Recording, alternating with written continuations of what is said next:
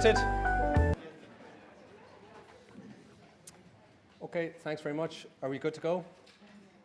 Okay, look, thanks very much. My name is Liam Gallagher. I'm a professor of cancer biology based in University College Dublin and co-lead of the All-Ireland Cancer Research Institute. So it gives me great pleasure to welcome you today.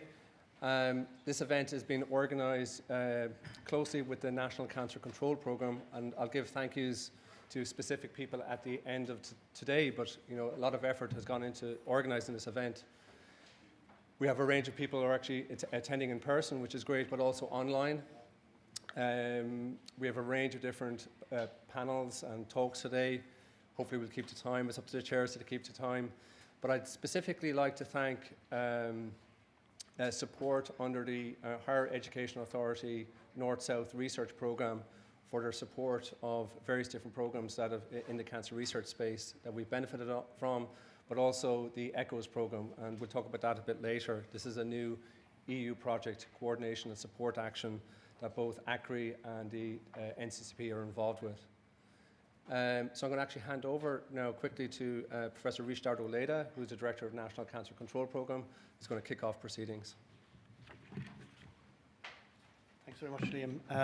Míle buíochas agus fáilte rih gach éineann seo tá sibh táchó gach chearn in Europe agus ó éire comá so fáilte mór roimh go léir. And it's a great pleasure for me to welcome everyone to this first EU Cancer Mission Day in Ireland. I think it's a great milestone for us, so I welcome you all. I understand many of you have taken time out from your busy schedules here, whether at home or abroad, and it's a difficult thing to do when our clinical care is so busy and people are so busy in their own lives, so I thank you for that. Europe's vision and plans for tackling cancer in Europe are rightly very ambitious, and I'm delighted that we in Ireland are going to be an integral part of that. I guess sometimes I think Europe, the pathways in Europe are somewhat Byzantine, and I find them difficult myself to navigate. So it's wonderful here today that we have people who know the way and have the compass and can guide us in the pathway to do this in a good way. So the conference will be our platform for everyone to kind of exchange ideas, I suppose, and nurture collaboration and explore innovative solutions for cancer. So that's really important. And the establishment of the National Cancer Mission Hub in Ireland aligns with the National Cancer Strategy in Ireland, which is the latest one, 2017 to 2026, and which had a particular focus on involving patients in their own cancer care and further developing the role of research to improve cancer services. And it also aligns with the principles of Laoide care and the involvement in citizens in how Ireland shapes its health services. So this is all part of a larger vision that we have in Ireland. During the day, we're fortunate to have very distinguished experts from Ireland and from Europe, and I think as an audience we hope to learn from that and from our panel discussions, and I hope you all participate in those. Later in the day, we have a keynote address from our Minister for Health, Stephen Donal, who has been really a great support to the NCCP in developing cancer care in Ireland, for which I thank him, and I'll thank him in person later. We have a wide range of topics to share with you, and we have 5 separate sessions: Ireland's participation in the EU Cancer Mission projects, how we can all benefit from Europe's Beating Cancer plan, the lived experience at the heart of national and European cancer initiatives, coordination of cancer research at national and European levels, and engagement with Ireland's National Cancer Mission Hub going forward. And again, I'd like to encourage everyone's participation and engagement in this. I'd like to thank the organising committee from NCCP and AICRI for organising today, and particularly Rosemary Gannon, who's done a huge amount of work in this. So thank you, Rosemary, and all my colleagues in NCCP. So I wish you all a very successful conference, and now I'm going to introduce Professor Donal Brennan, who's a colleague, a friend, I guess, and he is also certainly on my part. I don't know whether Donal would say the same, so he's a real staunch colleague and friend of ours, and I've been delighted that he took on the reins as clinical lead for cancer research in the National Cancer Control Programme. I think it's a real step change for us that we've got a leader of his stature and vision within the NCCP. So, Donal, fáilte.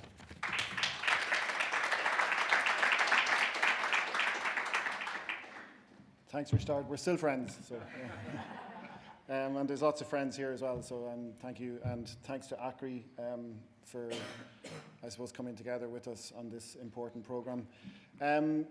I suppose we just wanted to socialise today our National Cancer Research Group, which has been established for some time, but really, I suppose, with the development of a National Cancer Mission Hub, we feel that this is the opportunity to really make this an important, I suppose, a very important committee that will engage with all stakeholders in cancer research across the country, and ultimately, I hope, improve clinical care, because really that's why we're here. And I suppose as a working clinician who badgers people like Risteárd all the time for more funding, we sometimes forget what is the role of the NCCP. Well, the role of the NCCP is very straightforward. Its statutory role is to implement the cancer strategy. And it's not to get more nurses in Cork or James's or the Mater when we need them. Really it is to try and maintain that focus on the National Cancer Strategy. And in Ireland in particular, we're very quick sometimes to jump from one, sometimes crisis to another, or one I suppose, new innovation to another without really thinking things through. And I hope that maybe we can start to understand that going forward. And ultimately, there are 4 pillars to the National Cancer Strategy, which you all know about. One is to reduce cancer burden through lifestyle screening and early diagnosis. The second is obviously provision of optimal care from diagnosis all the way through to treatment, and I would argue further post-treatment into survivorship. And I think that's important because we do need to involve and recognise the impact that people living long after their cancer diagnosis and treatment have. And we're delighted to have people here today from maybe the voluntary cancer support services around the country, and you'll hear later from Jacqueline Daly from the East Galway Midlands Cancer Centre about all the really important work that's done in the community. Self-funded generally, but really important going forward. And then maybe with regards to today, ensuring alignment of research with cancer control priorities and integration of research into clinical care. And maybe that's really what we're talking about today. So the National Cancer Research Group was set up based on recommendation 46, which you can see there, and really it was to establish a National Cancer Research Group to improve the coordination of cancer research and to foster a supportive environment throughout the country. And I suppose it was Liam's and Mark Lawler's vision to develop AICRI, which has really helped us in that area, because now we have both an academic and a policy alignment going on that I think could be really powerful for the whole country, the whole island going forward. These are our terms of reference. I'm not going to go through them in great detail with you today because you can read them and the slides are available.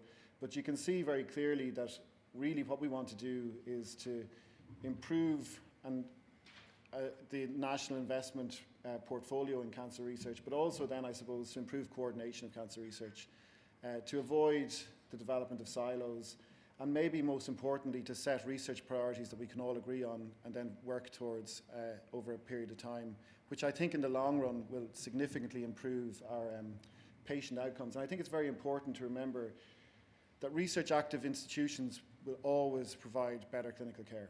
And we need to start to break down silos within the Irish healthcare, which, as you know, is very parochial, to allow research to be conducted throughout the 4 corners of the country so that patients will actually get access, I think, to better clinical care going forward. There's a bit there at the end about a coherent and integrated approach to cancer biobanking, but I think we could have a whole new meeting about that, so we're going to keep away from that today. But I would say to you, if you want to read in Nature this week, there's an excellent article about the impact that the Japanese cancer biobank has had on cancer outcomes in Japan, and it's well worth it. It's a short news article and it's well worth a read if you want to read it. So this is our National Cancer Research Group, which we hope includes as many stakeholders as possible, but we do need to have a lean, nimble group who can work together. But we do like to involve, most importantly, I think, patients, funding agencies, charities, obviously members of the government agencies, clinicians and academics. And what we're trying to do then is to implement the cancer strategy, but also to work closely with the different bodies, particularly, I would argue, in the areas of innovation, job creation, and obviously, with regards to today, with regards to EU funding mechanisms. EU funding mechanisms have the opportunity to transform how we work, how we fund these projects, and I think also open the door to huge collaborative opportunities, and you'll hear about some of those stories today, where particularly, for example, in the next session around screening, where we've a real chance to be involved in really important large-scale programs, which will, I think, change how we, for example, attack preventative interventions in cancer. So, as a result of work that was done by Liam and Rosemary and an application, we have now funding to develop a national cancer mission hub. And you can see very clearly that the integration of a national research group with a big academic institution, or a big academic undertaking like AICRI, is the perfect ground really to develop a national cancer mission hub. And I think in Europe, we're actually in a better position than a lot of other countries, because we are almost, I suppose, organically have come to this position where we can develop this national cancer mission hub very easily, I think, and we can also, I think, really change the landscape of cancer research throughout the country, all the way, I would say, from prevention to survivorship and every piece in between. And Liam is going to talk about that today. These are the current members of the Cancer Research Group, and as you can see, there's a wide range of people involved, and we're delighted to have patient involvement. We're delighted to have people involved from primary care and also from nursing midwifery. And of course, we really need to understand how we integrate with the Department of Health, because as many of you will hear today, the Department of Health, under a lot of these new EU funding mechanisms, are key partners, and they're a group that haven't really been involved in, I would say, cancer research in Ireland in the past. And that's why it's so important that the Minister is here today to understand, and I do believe that the Minister does understand the importance of that interaction going forward. Ultimately, most large EU consortium going forward will need the Department of Health as a key partner, and we really need to push that forward, And maybe that might seem like a difficult thing to understand, but ultimately, if we don't have Department of Health backing for these programs, we won't be successful. So to finish up, really, what are our values and goals? I think we really want to be inclusive, and we really have an open door policy to some degree, and we'd love to hear people's ideas. Obviously, you can't have a research group that has 100 people on it, because it won't be nimble and it won't be lean and it won't produce what you want, the outcomes that we want to produce. But we do want to hear from people, and we're delighted today, later on, to hear from people and hear people's ideas. We really want to take a national view, and I would say an all-Ireland view, and break down those old silos. And I think that's a really important issue. Most of healthcare in Ireland has been parochial and political in nature, and I think that's had a big impact. And I think Sláintecare will hopefully start to address that. And as many of you know, the RICOs will come into play in January of next year, which I think will help in some degree. But there are other silos that we need to think about. We really need to think about maybe the charity groups coming together and agreeing with priorities, so that we all kind of move towards a common goal, rather than, I would argue, historically across all sectors, not just charities in Ireland, there has been a situation where those who shout loudest get the most funding, and I think that's inappropriate. I think going forward, if we can agree on a National Cancer Mission Hub with set research priorities, and we can stick to those priorities, in the long term, we will provide a much better environment to attract top-class research to Ireland, but also to improve clinical care. And that's, I suppose, where we come down to the idea of unity and accountability, to really start to be very clear and understanding about, how much value are we getting for our hard-earned money that we're investing in cancer research. And we've commenced a project with the HRB examining this. And then I think we always will have to promote research integrity, promoting honesty, responsibility, fairness and accountability. So to finish up, I've focused on two men who spent a lot of time, I suppose, discussing conflict, and there's been a lot of conflict in different ways in Ireland, and a lot of, I suppose, silos, and maybe, this quote is something to take home, that, people will tell me that this is just false optimism and hope, but I do think we're at a very clear inflection point in Irish cancer research, where we can actually move forward, and I really believe that is really worth working for, and I look forward to working with all of you over the next couple of years to try and implement that. And I'll hand you over to Liam now at this stage. So I suppose I better introduce Liam, because some of you might know, but Liam is a professor of cancer biology, and he had the envious task many years ago of supervising my PhD, which was a very difficult problematic student. But Liam, as you know, has been to the forefront of so many large EU grants. He has been I suppose most recently he's been the co-lead of Precision Oncology Ireland, which will go for refunding soon, but also led Breast Predict, which was a large breast cancer, Irish Cancer Society funded grant many years ago. And I think now has moved on to his AICRI stage. And I think when he writes his book, he'll have his different stages. So we're going to hear about his AICRI stage now. So thanks, Liam.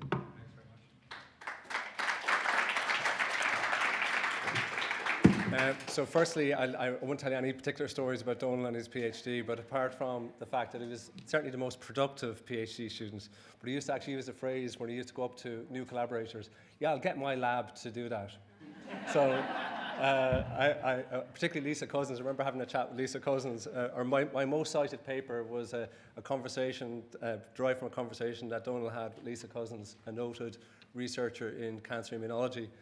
And he said, yeah, I'll get my lab to do that. He did, and he ensured our most cited paper. So thanks, Donal. So I want to tell you about AICRI. Again, it's my favorite subject. And again, just to echo what Donal was saying, really, I'm passionate about this idea of breaking down institutional silos. You know, when we're talking about cancer and trying to tackle cancer, people on the streets don't care about what institution you're from. Okay, they don't care. They want you to address the issue at hand. Okay, so that's really what we should be tasked with. How do we collectively come together to tackle the challenge that is cancer? And how do we accelerate innovations and discoveries to the clinic? Can we become better at that? So again, I suppose we've been talking for many years about how do we do this in Ireland, and I suppose we had benefited from experience, particularly under programs that Donal mentioned, like Breast Predict, Precision Oncology Ireland, other kind of prototype programs where we looked at interinstitutional partnership. But then now, can we do it at scale across the entire island of Ireland? So I'm going to just briefly talk to you about AICRI, and just give you a flavour of what it's about. And again, for me, it's the community is creating AICRI. It's not one thing. We're organically creating this from the ground up. So fundamentally, I suppose the tagline is really about creating an overarching framework for cancer research across the entire island of Ireland, both north and south, but also across different institutions. I suppose we also have this idea that cancer really essentially has no borders, and that's really a fundamental aspect of AICRI. Well, what does it mean? What does AICRI mean? What does it entail? Well, it's a cross-border research program, connecting people, really with the idea of reducing fragmentation in terms of research. There's no point in us all doing the same things. There's certain infrastructures that we have. Can we share that? Can we harness that? Build critical mass, particularly when we're talking about today, really building critical mass to participate at a European level. Just instead of accidental participations at Europe, we should be the calling card for participation in Europe. Unfortunately, the case is now with the new programs, we aren't that calling card. So we need to actually become that by creating critical mass in specific areas. We're not talking about a bricks and mortar program. It's a virtual institute. And again, if you even look at the new SFI Centre program, it's really pushing forward this concept of a virtual institute. We have good infrastructure. Obviously, there could be more infrastructure, particularly around certain aspects of care. But really, when we're talking about research programs, it's really the concept of AICRI is virtual in nature. Obviously, Professor Mark Lauder has shown the utility of leveraging data, particularly around the COVID pandemic, in terms of early access and real-time access to data in terms of having impact on cancer care. And so data, we need to leverage data, and we need to become better at using data to, both from a research point of view and then implementing that clinically. And the other part is really to make, I suppose, Ireland the island of Ireland, an attractive place to carry out research, but also from an economic perspective.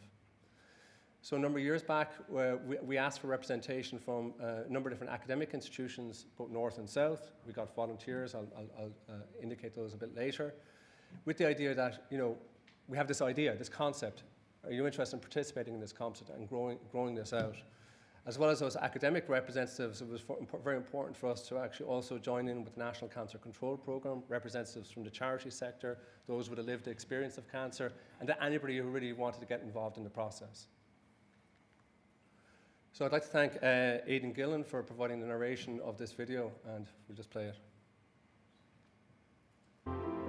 On the island of Ireland, 1 in 2 people on average will develop cancer during their lifetime. People's lives change overnight. A cancer diagnosis brings huge worry and anxiety not only to patients, but to their families also. We want to help patients live longer and better lives after their diagnosis. We will connect cancer researchers across the island of Ireland. We will work alongside patients to make sure that their voice is heard. By coming together, we can harness all of our different skills and expertise to better understand cancer, to develop more personalised treatment options, to ease suffering and save lives.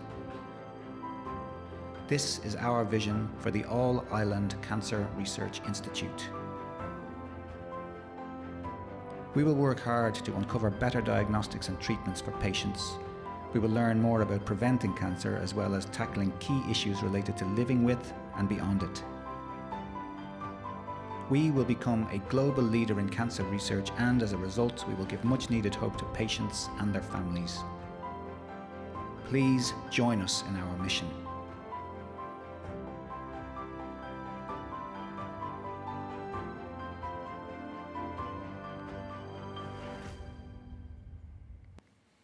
So I particularly like the way he says institute in his particularly kind of way of speaking. But I suppose we created this video really as a calling card, a kind of motivating kind of short video that could appeal to anybody, I suppose, really to gain interest into the AICRI concept. I suppose one of the things that we were quite passionate about early on was, changing how cancer research is performed.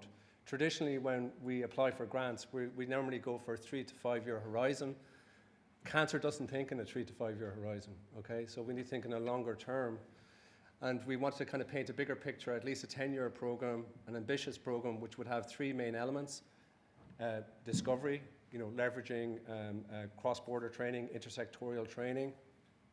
Bottom-up research, we need new innovations to bring forward. The other thematic area that we're quite interested in is really, can we fast track those discoveries either from the bench or the computer to the clinic? How do we accelerate that process? Can we fund demonstration studies? We'll hear about these, for example, which are funded at a European level in screening. There's good examples.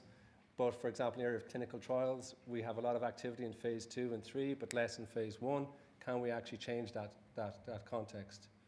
We have a very good biobank in Northern Ireland. We have a fragmented biobanking infrastructure in the Republic of Ireland. Can we learn from each other?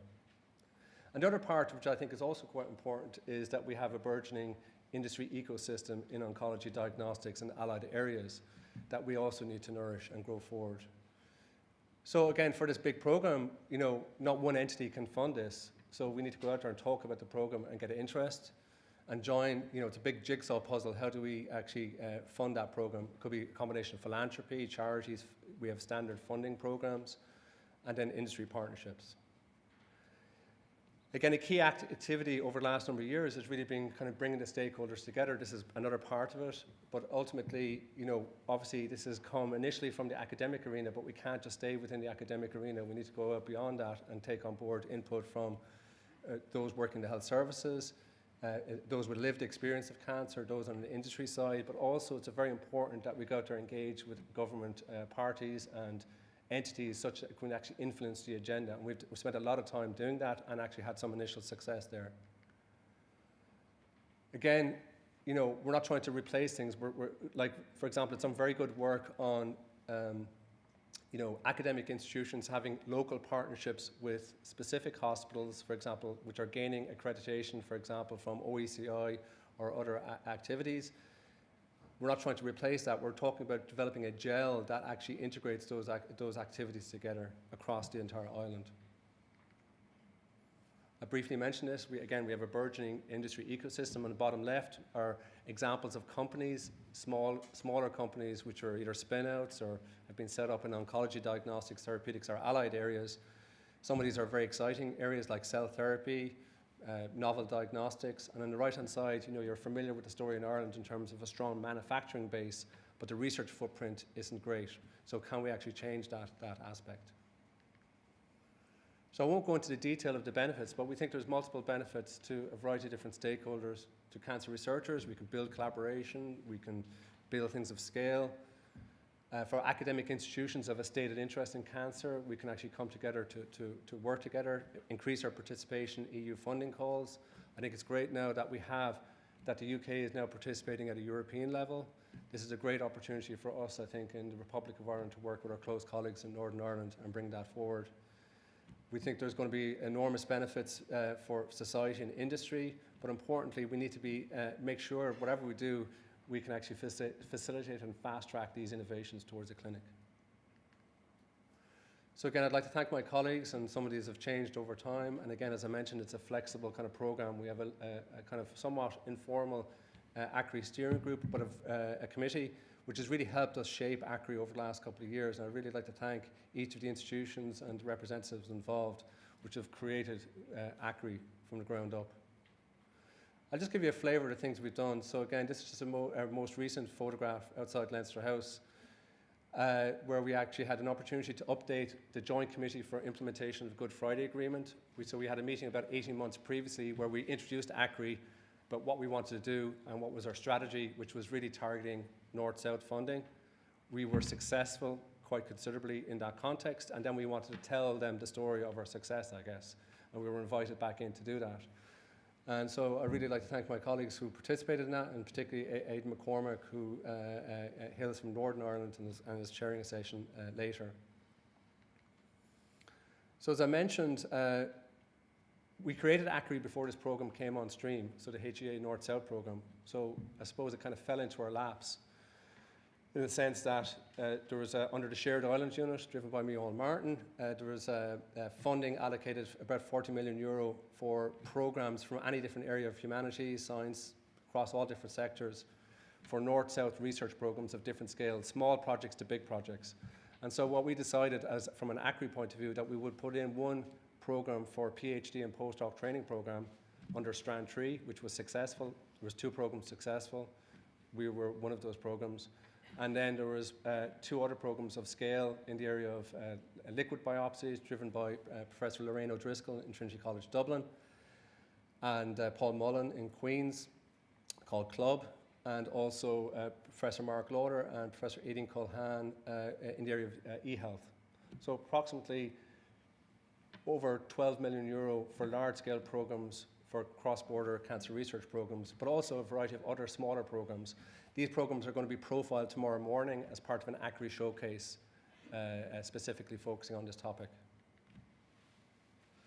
So I have the pleasure of leading this program called AICRI Start, which is a proof of concept program, together with my colleague Professor Mark Lauder, but also colleagues around Ireland. And it's a simple concept of the foundation stone for AICRI. We've got 10 institutions, we have 10 PhD students, 10 postdocs, put them across the institutions. They have to work together in the area of precision cancer medicine, and can we show that it works and then grow it out organically over that, amplify it by tenfold. So that would be the plan. So this program called AICRI Start has started last year. We have all 10 PhD students in place, and we're currently recruiting postdocs. And we actually have decided for our postdocs to have group projects to actually encourage interaction amongst other research groups. And a key part of it is really training the next generation of cancer researchers. A lot of focus of this program is really on entrepreneurial training, training for soft skills, but also providing innovation funding for any ideas that the PhD students might have. The other part that we'll be doing is really bringing the community together, and we had 3 workshops, and I'd like to thank the colleagues who were involved in that. I know Jarushka was involved in the program on immuno-oncology and the microbiome, very successful online event. Our first event was on the subject of living with and beyond cancer. There's also a digital health program, and also the area of functional genomics and precision oncology. So the idea behind these workshops was, look, these are kind of areas of interest. Let's kind of bring the community together, identify, what we're strong at, where we're weak, and then opportunities, mechanisms to go for the next stage. And again, one of the fruits of that is exemplified by, for example, the digital health program. We've got a large-scale program funded in the digital health space. We're hoping something in the survivorship space or the living with and beyond cancer space was going to be funded, but hopefully now it might be funded in the future. And there's some plans around immuno-oncology and the microbiome. The other part that was very important for us was that can we kind of make sure that we talk to other key stakeholders in the cancer charity sector. We had a very successful hybrid workshop with cancer patients and those with a lived experience or family members, chaired by Stephen Teep. That was last year in conjunction with the AICRI meeting. And I'd like to also thank, I'd like to acknowledge Professor John Crown, who actually has this every year has a meeting in the Herbert Park And it's the most amazing cancer meeting in Ireland, where you have the top cancer researchers worldwide coming to a free meeting, talking about the cutting-edge advances in cancer treatment, including Professor Donal, who was really the poster child behind precision medicine, who's coming later on this week. So that's taking place from Wednesday evening on to Friday. So it's going to, from last year, this is a short video element from last year, which gives you a summary of what we've been doing.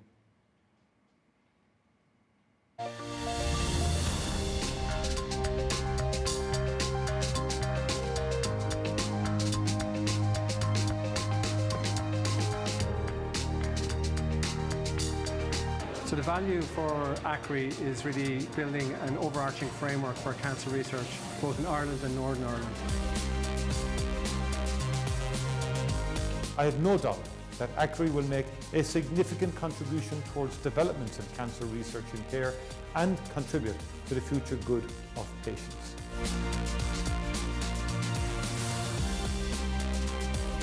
We have a huge opportunity here if we work together. Cancer knows no borders, so neither should we.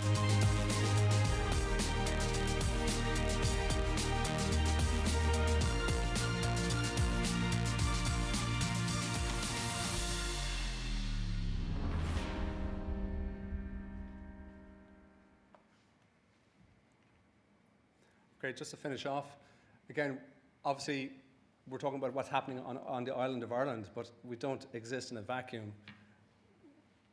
For example, a key part of AICRI is also to look east-west, both to the US and broader, but also at a European level. And so we actually spent a lot of effort to actually go out to the US, because there's some kind of tradition, I suppose, background around US, Ireland, Northern Ireland collaboration in that space that Professor Laoide will talk about.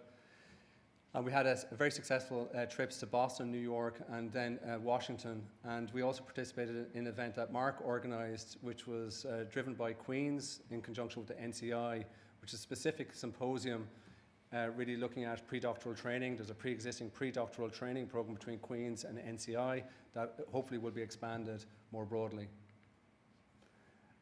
Also, Mark and his colleagues organised a very, very successful event in Queen's. Obviously, you know, there's a historical context, there's a focus on cancer derived from the Good Friday Agreement, and which drove forward the All-Ireland Cancer Consortium, which was reinvigorated. And we had a specific showcase event there called Cancer Knows No Borders, which was an amazing event just to actually have that as part of this big, I suppose, politically orientated event earlier on this year. And again, we had Micheál Martin participate in that. So we're here today for EU Cancer Mission Day. So again, AICRI sees the EU as a key also vehicle for delivery of our vision as well. Traditionally, we've actually been very good at participating at European programs. I've led multiple programs. Many of my colleagues have participated or led programs.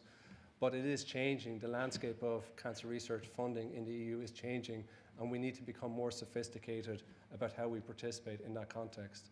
And this is where the National Cancer Mission Hub comes into play. We also have a very good presentation from the lead of Vision Zero Cancer, which I think is really an exemplar model of how you might do it and how we might grow towards that model later. Again, I would encourage people who are interested to also participate in the AICRI Showcase event tomorrow. It's not going to be hybrid, it's an in-person event only tomorrow morning. So where are we going? Well, again, we started with an idea, and also goodwill. And that's, for me, is the critical part, is goodwill and support from the community. We got very modest initial funding from the Irish Research Council, but it was very significant, 20,000 to actually organise these research workshops to bring that community together. And we were able to leverage that 20,000 to actually be able to also contribute to very significant funding from the HEA programme and also other institutional funding from SFI for research infrastructure. For me, personally, I think the next stage is we need to actually progress AICRI. We need to actually create a project management vehicle to allow us to participate for large-scale programs, and this is something that I'm working on at the moment, trying to actually create that engine for us to be successful. And I would encourage anybody who's interested in that to help me in that process. So that's the AICRI bit over. So thanks very much.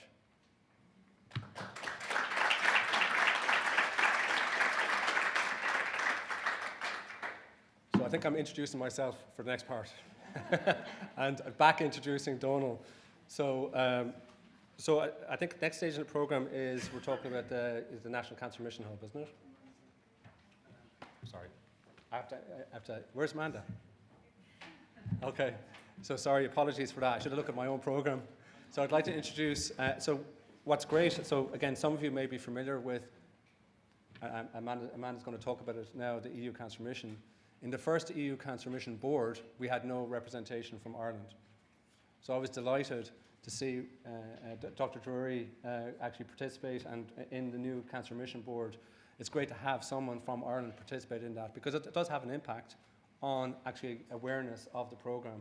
And so, look, thanks very much. You're going to give us a flavour of the programme. Thank you. Thank you very much, and thank you for the invitation to present and the opportunity to help build awareness around the Cancer Mission. So I might start off by asking the dangerous question. Many people in the room have heard of the Cancer Mission before today. Okay, and how many know what it is? Great. So somewhat preaching to some of the converted and hopefully going to get some new conversions today. So my name is Amanda Drury. I'm a member of the European Cancer Mission Board. My day job is an associate professor in general nursing in Dublin City University. So I joined the EU Cancer Mission Board back in September of last year. We're moving into an implementation phase. The first report has been published with 13 recommendations for how we go forward.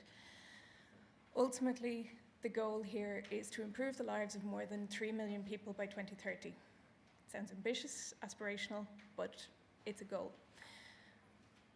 The Cancer Mission is a new approach to funding research and innovation. It's about putting patients at the centre of research, setting the agenda for the research, driving the work programmes that fund that research, and engaging them in the process of conducting that research. So within the Cancer Mission, we have 4 overarching objectives. The first is to better understand cancer from a biological perspective, from a psychological perspective as well, to ensure earlier detection and prevention of cancer through screening, and ensuring access to diagnosis and treatment that is optimized for the person through precision oncology, and so on. And then ultimately, where my passion lies, improving the quality of life of people who are living with and after cancer. So I lead the Mission Board subgroup on quality of life. Within that, we have 4 other transversal priorities across all of these objectives. It's to increase equity in care, ensure innovation in our practices, both in care and in research, improving care and support and treatment for childhood cancer patients and survivors, and increasing access to personalised medicine.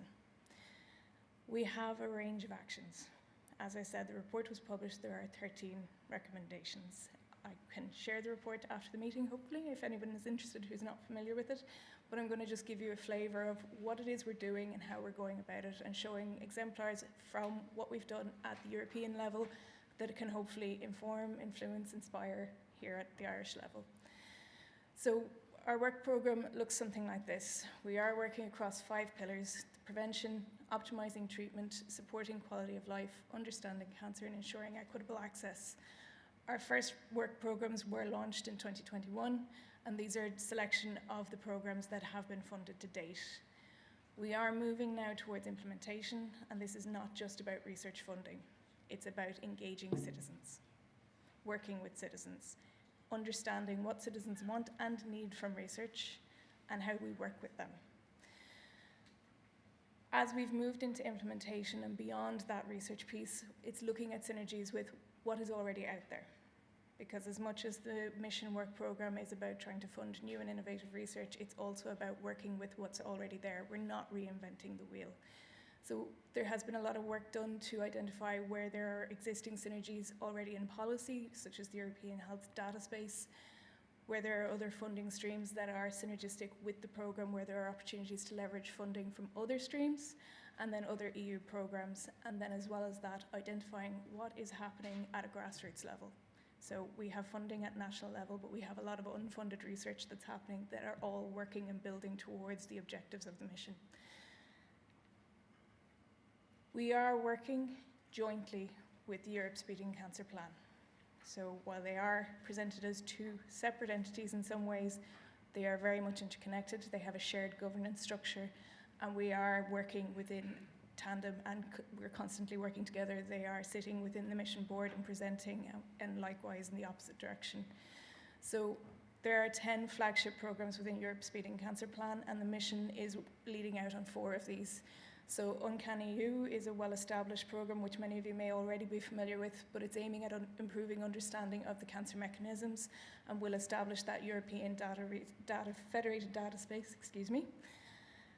We'll be working towards establishing the European Cancer Prevention Centre, which will feed into that objective to help improve early detection and diagnosis. The network of comprehensive cancer infrastructures is feeding across all objectives, but in particular it will enhance equity and access to care for patients who are resident within the EU to access treatments that are appropriate to their disease. And then the European Cancer Patient Digital Centre, which is focusing at improving the quality of life of patients, but ultimately this is going to be an opportunity to generate comprehensive data.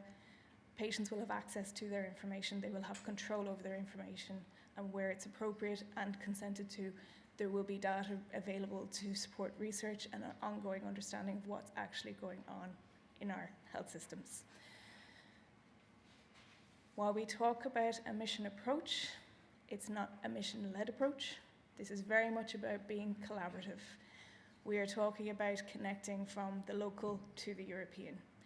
We are very lucky in Ireland in that much of the work that has been done around the National Cancer Strategy and AICRI has excellent foundations put in place, and we were probably ahead of our time in looking towards what was coming with the mission. We didn't know it, but we are talking already about, we have well-established public and patient engagement initiatives.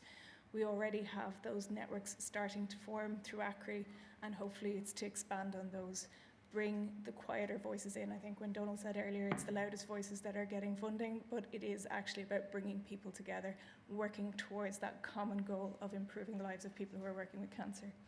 So within the mission, we are working with different working groups. We have a direct connection with the mission states who have representation to update on ongoing actions.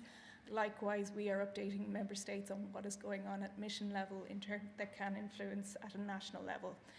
Working with our national contact points and then the core network for 5 ministries. So there's 5 missions in Europe which are interconnected and that we are interacting and engaging with each other where there are opportunities for synergies there.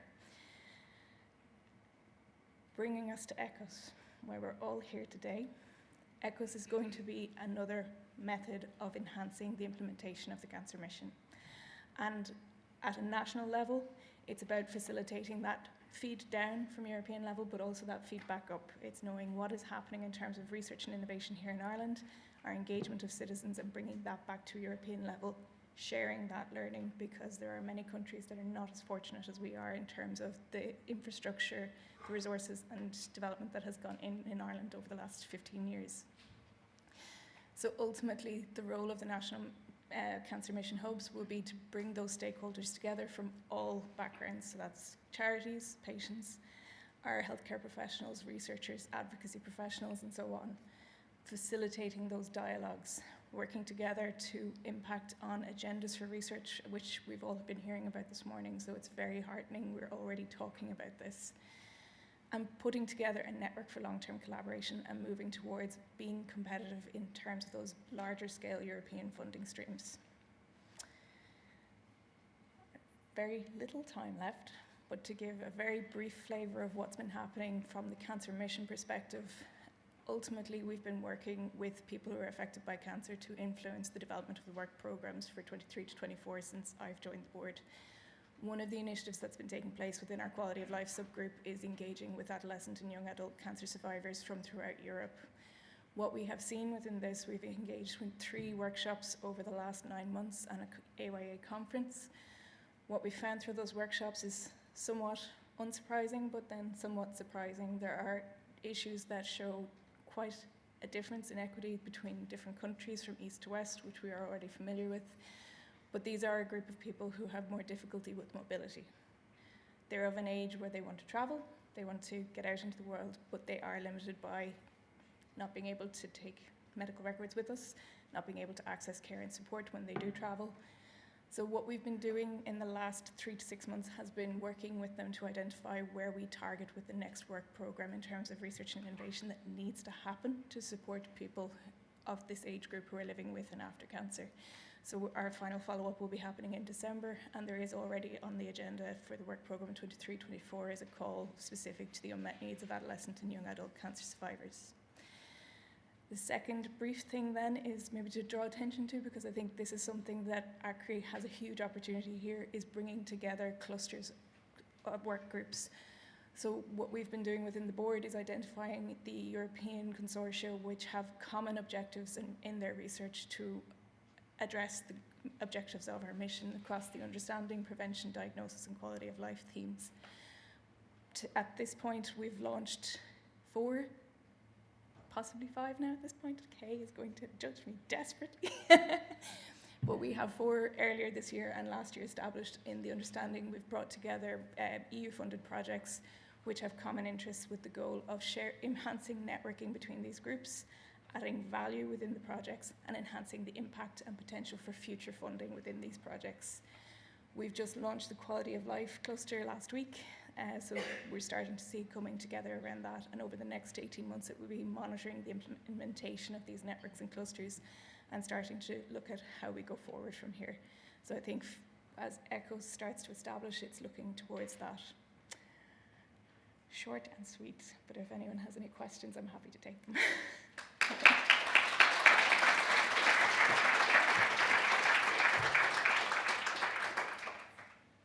So we could probably cover questions in the panel session a bit later. And again, thanks very much, Amanda, for that. It's great again to have someone there to help us out, guide us through this process.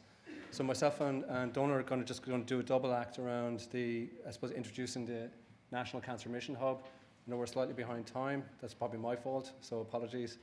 So I was going to go quickly into it. So just tell you a bit about, and again, ultimately it's still not fixed in stone what is a National Cancer Mission Hub. So that's part of what the ECHOS programme is about. It's really defining, looking at different models around Europe, kind of models like mirror groups or Vision Zero Cancer, pre-existing predicate models, and then mapping of what are the ingredients for a National Cancer Mission Hub. So that's really, I suppose, the first phase of the activity. So again, I'm one of the Irish representatives on the research side as part of the subgroup on cancer, as part of the public health expert group, just an EU group which kind of meets on a regular basis to see what's coming down the track in terms of the EU programme.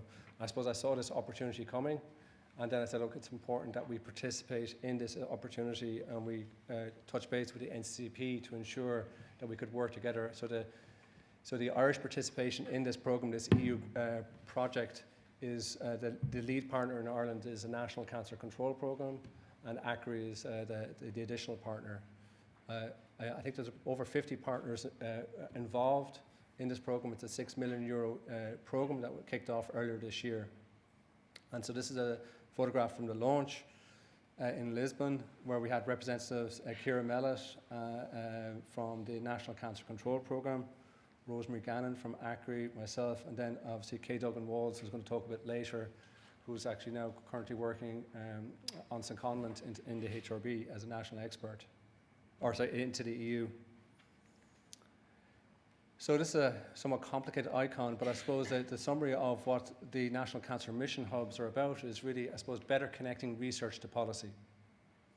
So part of that is bringing the relevant stakeholders together. So again, the research groups, again, somewhat similar to what I've discussed with AICRI, unusual actors beyond research and development, the commercial side, innovation, government stakeholders, even broader than AICRI, urban management, very broad concept, civil society. How do we actually bring all of those communities together and define what's important?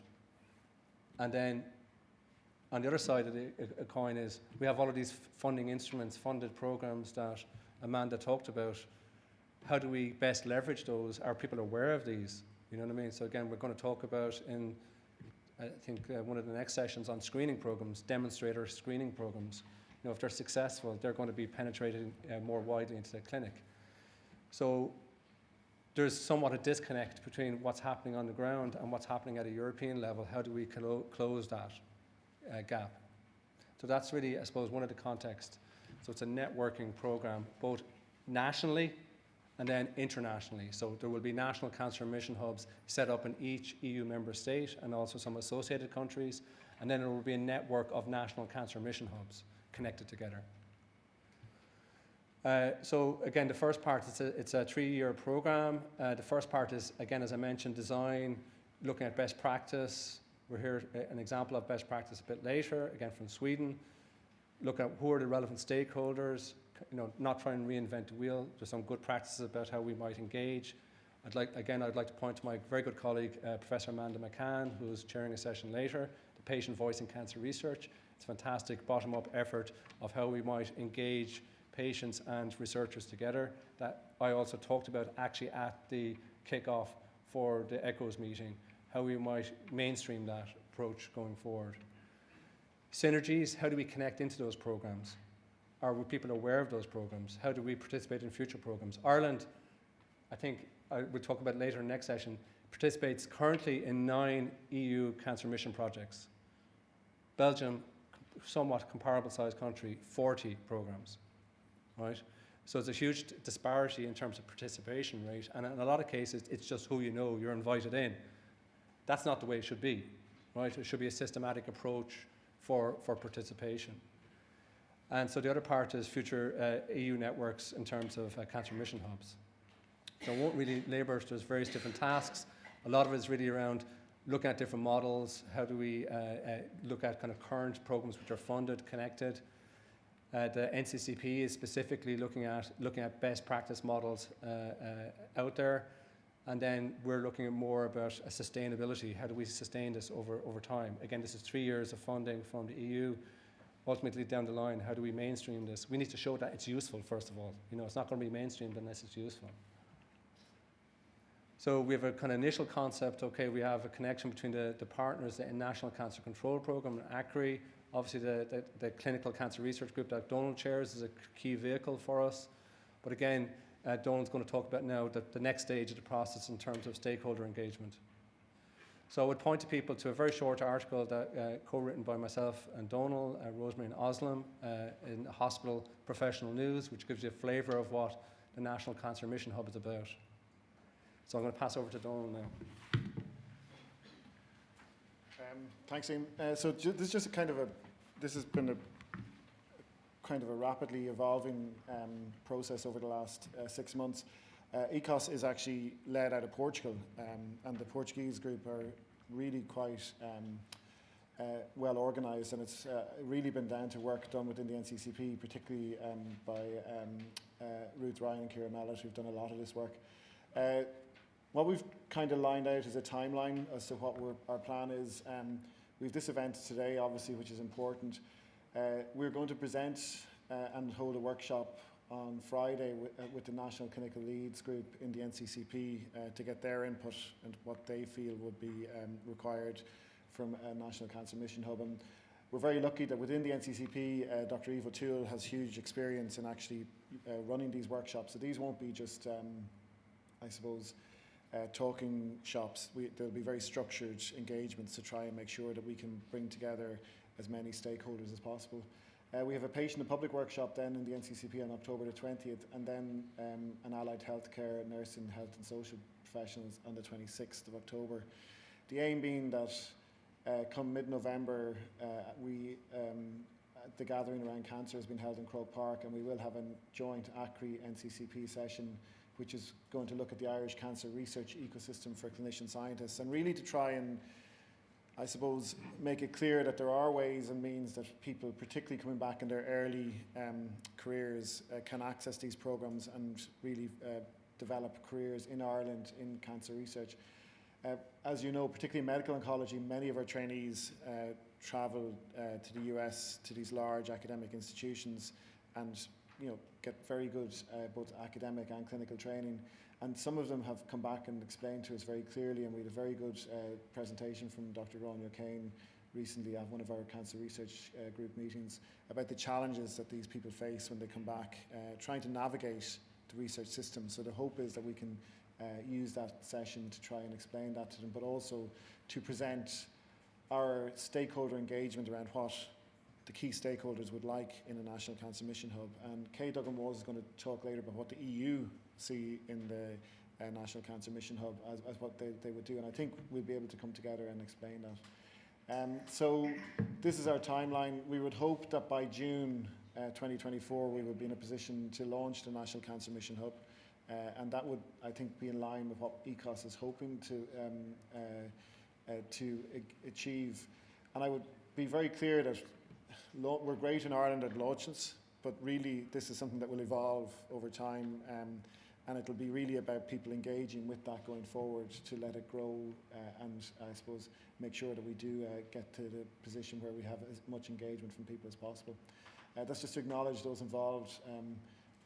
Really, these people have been very important in actually getting us this far, and there's been a huge amount of interaction with the ECOS team in Portugal to provide all those that information about how we work here in Ireland. And sometimes we kind of beat ourselves down, but I can tell you we're actually more organised than we realise, and I think we've been actually one of the better players in the whole process. So at this stage, I think we'll hand over to we'll move on to the next step. Sorry, and we'll take questions then after the discussions. Is that right? Okay. Okay. So I'm going to introduce my co-chair for the next session, which is really going to look at two showcases of Ireland's participation in EU cancer mission projects, and also then a panel discussion. I'm delighted to invite Professor Roisin Connolly to up to the table here. Professor Connolly is the Gerald O'Sullivan Professor of Cancer Biology and Cancer Research in UCC, and is a medical oncologist in CUH, and returned to Ireland from Johns Hopkins in 2019, and really has been to the forefront, particularly of developing and bringing novel clinical trials into Ireland, and has a huge pedigree, particularly in the breast cancer field. We've the joy of co-leading the Women's Health Initiative funded by the Cancer Society, so I've been working with Roisin for the last number of years and seen how hugely effective she's been, so welcome, Roisin. I'm going to do, the first speaker is Professor Ray McDermott, and that's a virtuous presentation. Many of you will know Professor McDermott. He's a medical oncologist in St Vincent's and Tala hospitals, and has been to the forefront of many clinical trials, and has been the clinical lead of Cancer Trials Ireland for some time. And he's going to talk about his work on the de-escalate study. So we'll play Professor Ray McDermott's presentation now. Is that okay?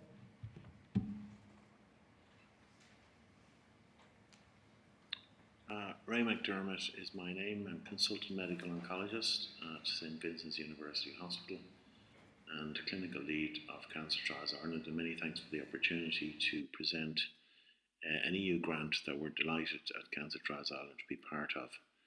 We're working in collaboration with Professor Bertrand Tombal, who's the clinical lead on this particular project, and it's in the domain of prostate cancer. The traditional, and it's in patients with metastatic prostate cancer. The name of the project is De-escalate.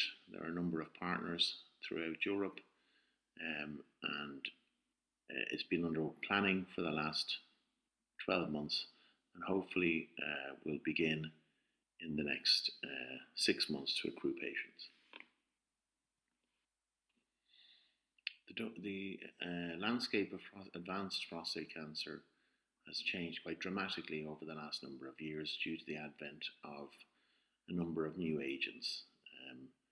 The mainstay of treatment for metastatic prostate cancer is so-called androgen deprivation therapy, which is in effect castration, reduction of testosterone levels to a fraction of what they normally are.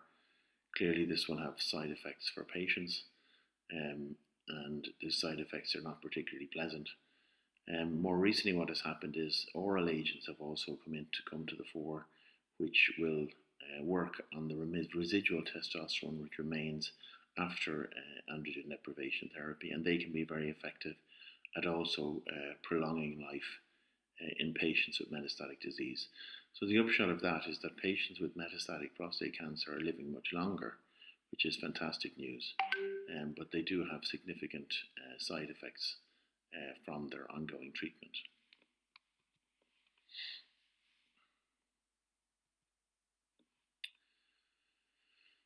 So this is just to give you an idea of the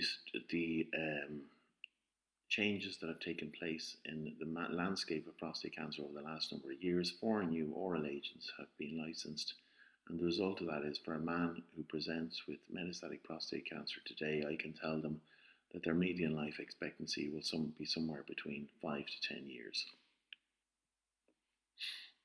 Now, how do we mitigate the side effects of this treatment?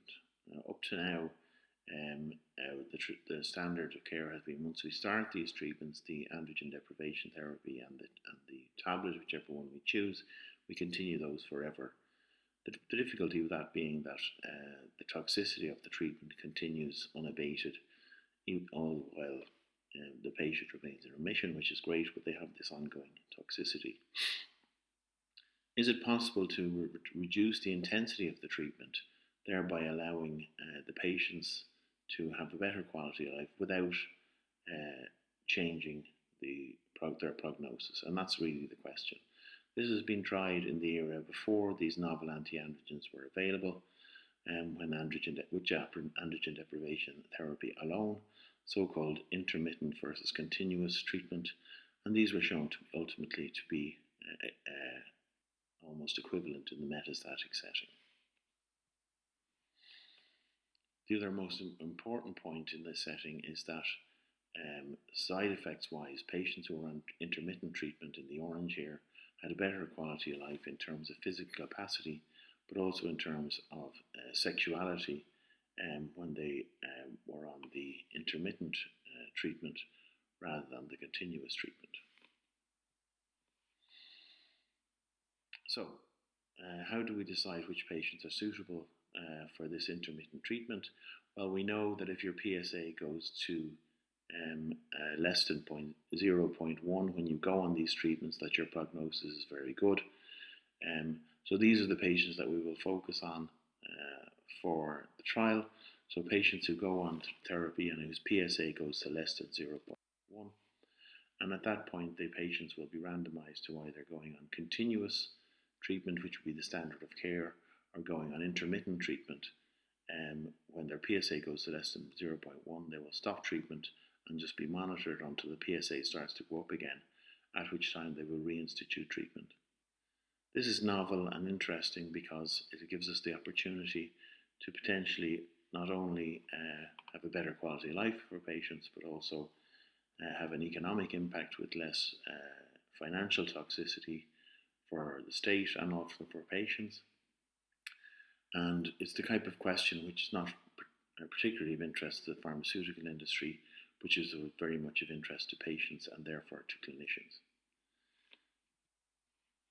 And this is a pragmatic trial where really we're really looking about rather than by adding in a new treatment, can we change the paradigm? Here we're actually looking at the standard of care and actually can we use less treatment to get the same effect.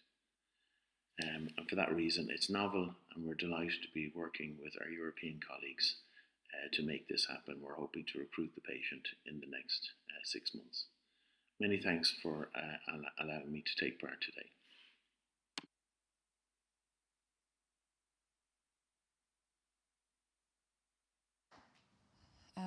Thanks to Professor McDermott for that overview, and I suppose just to clarify that this trial is under the national sponsorship of Cancer Trials Ireland, and the trial will be run through our cancer centres where our clinical trials teams are enabling these trials to actually touch patients and hopefully improve outcomes.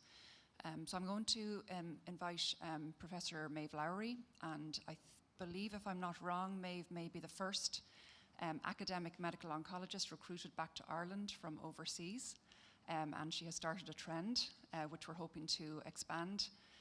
Maeve has a joint position between Trinity College Dublin as the Professor of Translational Cancer Medicine and a position with St James's as a medical oncologist, and is the academic director for the Trinity St James's Cancer Institute. So thank you, Maeve, for being here. Thanks, Roisin, and it's a great session so far. I really enjoyed all the earlier talks. So I'm going to be quite brief, just 5 minutes, and give an overview of this project that we're leading from TSJCI, which was referred to in the earlier presentation. This is the CCI for EU, Comprehensive Cancer Infrastructures for the EU. So I'm PI of this at Trinity, but it is certainly a group effort led by Dr. Patricia Doherty, also Professors John Kennedy, Lorena Driscoll, Jacinta O'Sullivan and John O'Leary as well. So this is the call under which this was funded. So essentially the call summary was looking for a capacity building programme for member states and associated countries across the EU to be established under Europe's Beating Cancer Plan, with the goal overarching to develop and improve digital research and innovation related capacities of future or existing comprehensive cancer infrastructures. So it's comprehensive cancer infrastructures rather than comprehensive cancer centres alone. And you can see from the diagram that it is essentially a network whereby you have, yes, ideally a comprehensive cancer centre, but also the network involves clinical cancer centres, also units of more general hospitals providing cancer care, diagnostic units, and of course research institutes and universities. The idea is that it is a network or infrastructure broader and wider than one single institution. So it's a 3-year grant that coordinated from Milan. There are 55 partners across 32 countries, and we participate as an affiliated entity, about almost €10 million in funding. So overarching the goals of the programme are to support the EU member states in developing and improving existing or future comprehensive cancer infrastructure. So it recognises that not every EU country or participant has a comprehensive cancer centre as yet, but is working essentially to help develop such an infrastructure, to develop it in those places and to improve the infrastructure in those centres which have them. Looking to promote innovation and digital capacity in cancer care and research, and with the overarching goal to ensure that 90% of cancer patients are treated in comprehensive cancer infrastructures rather than centres by 2030. And that is, of course, one of the 4 main action areas of the European Plan to Fight Cancer. These are the objectives in more detail. I won't go through them all in a lot of detail, but essentially the work packages involve, first of all, defining a standardised matrix of key performance indicators for cancer research and cancer care provision, and then mapping the maturity of comprehensive cancer centre infrastructures across all EU member states. So looking to see, can we group different countries or infrastructures together in terms of how mature they are in providing that level of care and the infrastructure for cancer research. And then the most interesting part is to plan a capacity building programme which is tailored to each identified cluster in terms of the level of maturity, and then also to train implementers across different centres to deliver on-site tailored interventions and develop a suite of online interventions which are aimed at improving the infrastructure across these. And then, of course, eventually to disseminate and communicate to all the stakeholders lessons learned and best practices to further develop infrastructure over the next coming decade. These are the work packages. The work has kind of really just begun. So we're really more at the moment at work package 2, which is development of working groups which define the key criteria across all of those metrics, which will be then used to assess the status of comprehensive cancer infrastructure across each nation or region, and cluster then into different groups and levels of maturity, those who have no comprehensive cancer infrastructure, those with some existing infrastructure, and those who have already an established and fairly mature system, and then develop the tailored interventions. It includes, for certain selected centres, I think 9 centres, actual in-person events, what are called deep dives, where they provide on-site tailored interventions and more comprehensive advice as well. So work is just beginning. We have another 2.5 years to go on this, and looking forward to working on it with many of you in the room today.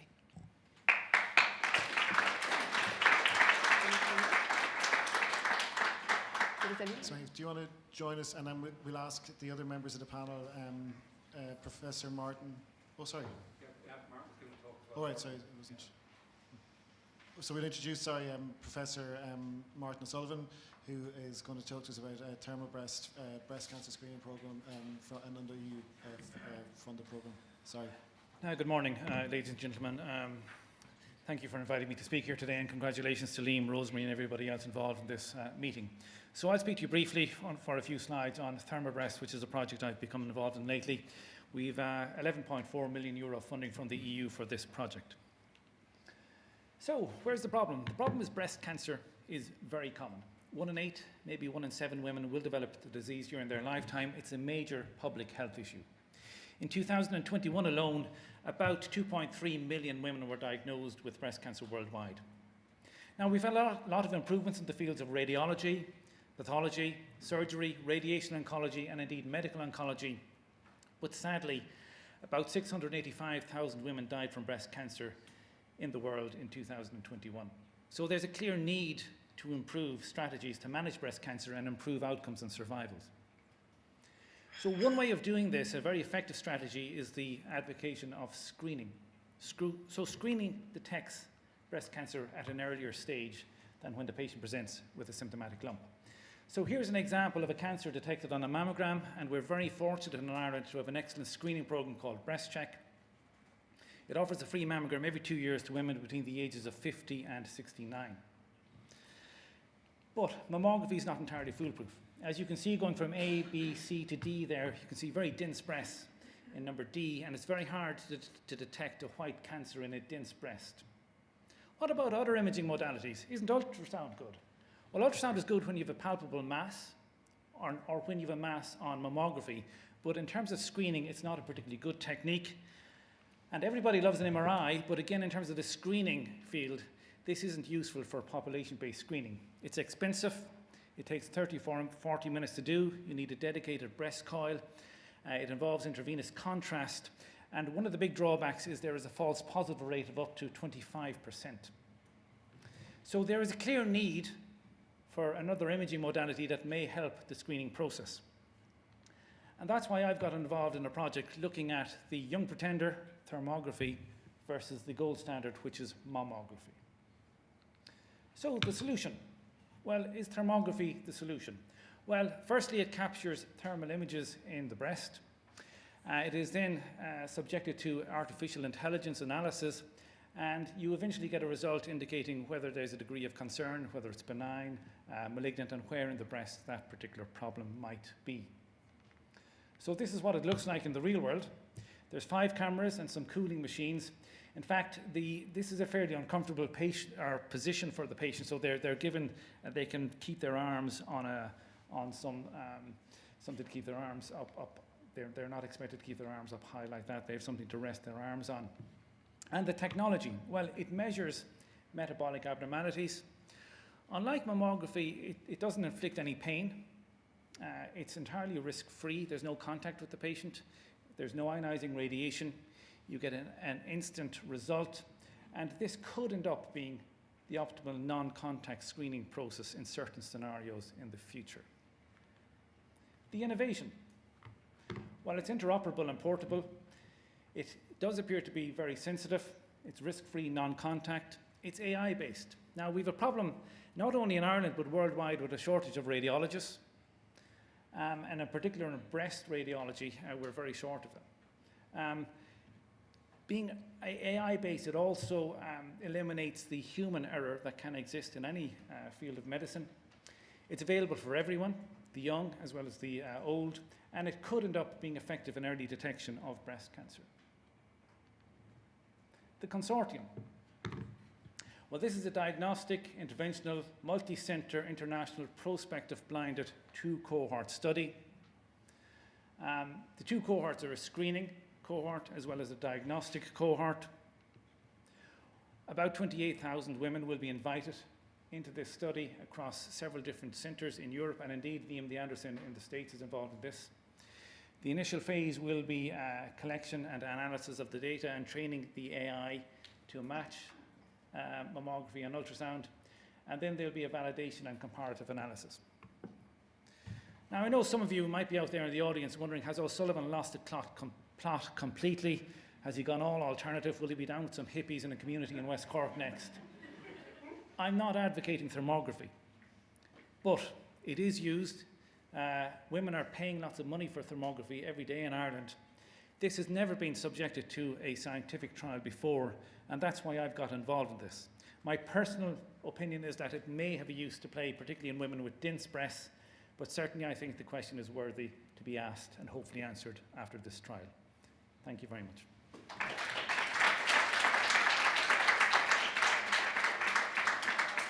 Martin, thanks for that presentation regarding an exciting trial which we're hoping to open soon. And I'd like to just invite Dr. Castellano and Dr. Drury up to complete our panel here.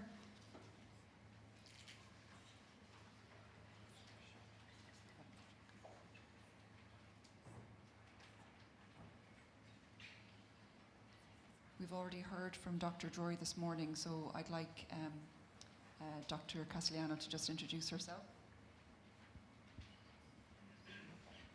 So, good morning, everyone. I am Irene Castellano, and I'm the national contact point for Horizon Europe Health Cluster. So I'm based at the HRB, and this also includes the Cancer Mission. So I'm here to support applicants and anybody who is interested in the Cancer Mission and in applying to the Cancer Mission throughout the process of developing a consortium, a proposal, until they apply. Thanks. Thank you. You can keep maybe one down there. So I'd like to maybe start by just asking Professor Lowry around the role of the cancer centres nationally in enabling what we've heard about the Cancer Mission and how we optimise the cancer research output for Ireland over the coming years. I think we've heard a lot about that this morning, and I think we've also heard how we want this to be patient-centred and we want it to impact patients. So your thoughts on that, and how, with your role in Trinity St James's Cancer Institute in this new project you've described, how other cancer centres can learn from your experience. Thanks, Roisin. Well, first of all, that's a national project, CCI for EU. So it's not just about our own centre. We're just really the coordinating body. So what we're looking to do is, I guess, benchmark across internationally, other EU countries, what infrastructure we currently have in place, where our gaps are, and then let's identify resources to build capacity in the areas that we really need it. So it's not really just about our own centre, it's beyond that. It's about an infrastructure nationally. It's important to emphasise that, because it's not really about creating our own centre, but rather more nationally on that. I suppose the overarching goal of both the accreditation process for OECI, which essentially every cancer centre in Ireland I think is currently either has achieved that designation or is working to achieve such, and the CCI for EU project, which aligns very closely to that, is about integrating research into all aspects of the patient care journey. And I suppose really fundamentally it's about trying to ensure that research is part of healthcare delivery for patients with cancer. That it's not siloed or separate. There should be part of us co-developing cancer research infrastructure with clinical care. And that's a bit of a shift because, as you know, in the Irish healthcare system, a lot of the time research is more siloed. It takes place in the university or the cancer trials unit perhaps, but not necessarily integrated into all aspects of the patient journey. So I think fundamentally the goals, both of the accreditation process for OECI as a cancer centre or comprehensive cancer centre and the CCI for EU project, is rather about driving together cancer research with clinical care to find commonalities across both and integrate them fully into a more coherent framework. Thanks, Professor Lowry. Can I just ask, I'll ask Professor O'Sullivan first and then maybe on to Professor Drury. So one of the big things that we read about in all these accreditation processes is increased recruitment to clinical trials. And it's on the ground, it's a much harder thing to do than to actually, to write about this. So I'm just wondering, how can Ireland, I suppose, increase its participation in EU-funded clinical trials? And you've just shown a very, I suppose, innovative trial, because not every trial has to be a new drug. There's lots of other options. And I'm just wondering, what's been your experience, Professor O'Sullivan, in maybe developing this consortium or joining this consortium, and then maybe what Professor Drury might have to talk about with regards to particularly survivorship and late effects? Well, I do think there's opportunity to get involved in more EU trials and get more EU funding, and I think we're ideally positioned, in fact, to get that kind of stuff. And I think a meeting like today is very useful. I think a lot of people, including myself perhaps, don't really know how to, or didn't know how to access any EU funding. I'm reasonably new to this, but it's been a big eye-opener. And I think expanding the knowledge base will certainly help to recruit for Irish researchers to get involved in clinical trials. I mean, it's difficult for clinicians. I'm a full-time clinician, and I think we need to introduce more buyback time to the universities, perhaps, to facilitate that kind of scenario. It's really difficult when you're working full-time to get involved in this. And I'm very fortunate in UCC with the people like Roisin, but there's a fabulous group down there that have been extremely helpful in terms of getting involved in this trial. you know, in terms of the financial side of things, getting through ethics and everything else. It's extremely complicated, and it's a big teamwork project. I suppose, speaking about it, I would echo what you've said about the EU funding, and I suppose it's for researchers at all levels to identify how they can get involved, so particularly registering on the EU expert portal, where you can be identified for opportunities that are arising, would be first and foremost, and I think that's been very much how I've gotten involved in the roles I've been undertaking with HADIA and with the European Commission.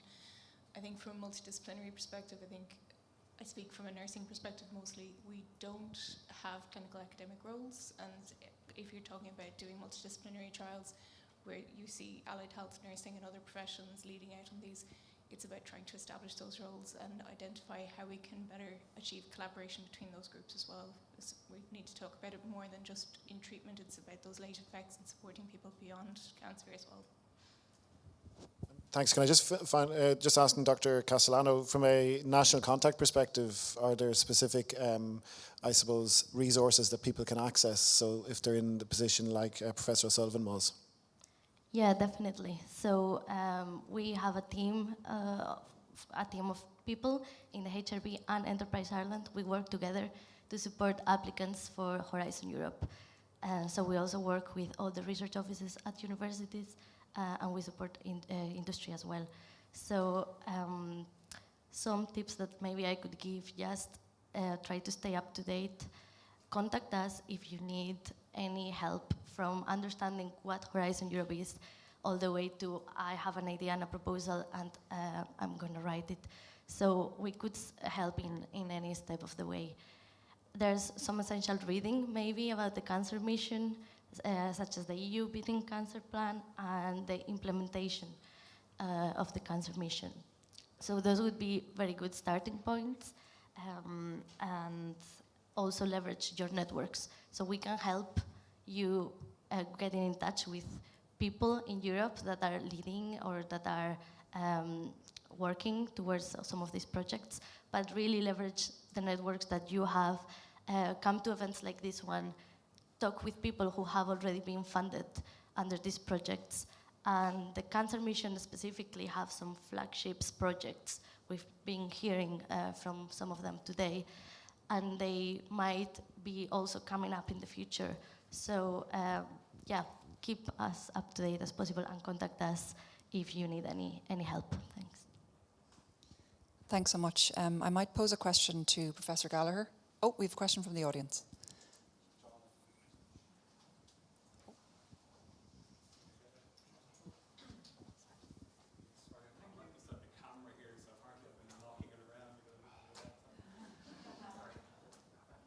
May I go ahead? My particular comments relate to AICRI and the incredibly laudable goals that AICRI seeks to achieve, particularly with regards to reducing fragmentation between the too many hospitals and the too many universities that we have in this country in their silos, providing an overarching framework to fast-track research, and these are very laudable goals. Now, the best description of Brexit that I heard was that it's not really a disaster as much as a slow puncture. And unfortunately, there's a slow puncture at the heart of everything that we're trying to do here. And that slow puncture relates to the structural regulatory environment in which anybody would seek to collaborate with various other institutions around the country. And I refer particularly to things like the absence of a centralized national single research ethics committee for research studies that don't involve medicinal products or medicinal devices, basically translational research. So you've got a plethora of variously professional and variously resourced research ethics committees that need to approve, perhaps at multiple sites, these kinds of translational studies. We've got in my opinion, unprofessional, unresourced data protection system, particularly in HSE-run facilities. We have no standardized processes in place for dealing with DPIAs. We don't have standardized forms. And we need to get off the ground on this. For over a year, discussions have been going on about centralizing paper and standardizing paper and standardizing processes for multi-institutional research programs that are, as far as I can see, producing nothing. So I hate to harp on about this, because I do harp on about it, But, you know, we need to get this sorted. And I've been disappointed by the absence of leadership at the highest levels of university and Department of Health and HSE, etc. over this. But I'm delighted now to see that we have a National Cancer Research Group with a lead who might consider whether these problems come under their remit. So that's for you, Professor Brennan.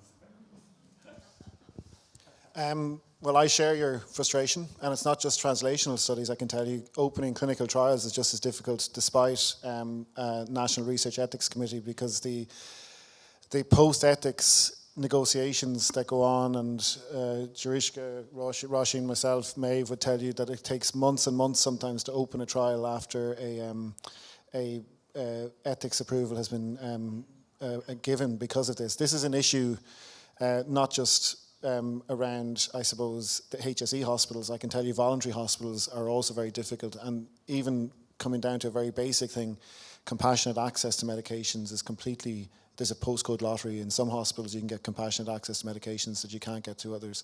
So we have brought this up. We've actually highlighted it as an issue. I don't have an answer for you yet. It's a very big problem because of the simple fact that all of these voluntary hospitals are independent entities with their own boards whom the CEOs have to answer to, and will all have their own individual legal departments. So it's a very big issue. We've brought it up, actually, I've written to the Minister about this, but we haven't heard back yet. I might just follow up before we go to Professor Lawler, and I suppose one thing is the Irish system and navigating that, and then the other is our desire to collaborate and work with people internationally, which is a whole other layer to this. So one example being data protection differences between EU and North America, and a recent frustration for me was being unable to open a clinical trial in time in Europe, which would try to provide better imaging options for patients with metastatic breast cancer. And delays in data protection clearance have ensured that trial probably won't open now. And we've been talking about that trial for probably 3 years nationally.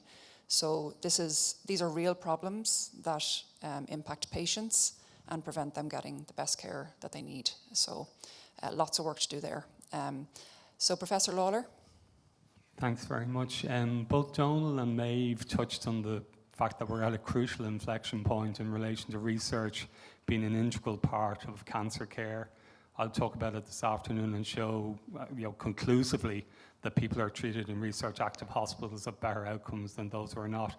How do we get that message across, not to the people in this room who probably believe me and you, but how do we get it across that research is not a luxury, it's a necessity? Because I think that's a key thing, and I think I'm delighted, Donal, that you're heading this group, but I think that message has to be ringing out very clear, that it's not something that happens in ivory towers. This is something that actually will deliver for patients going forward.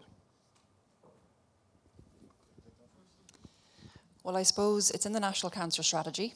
Lots of things are in the National Cancer Strategy.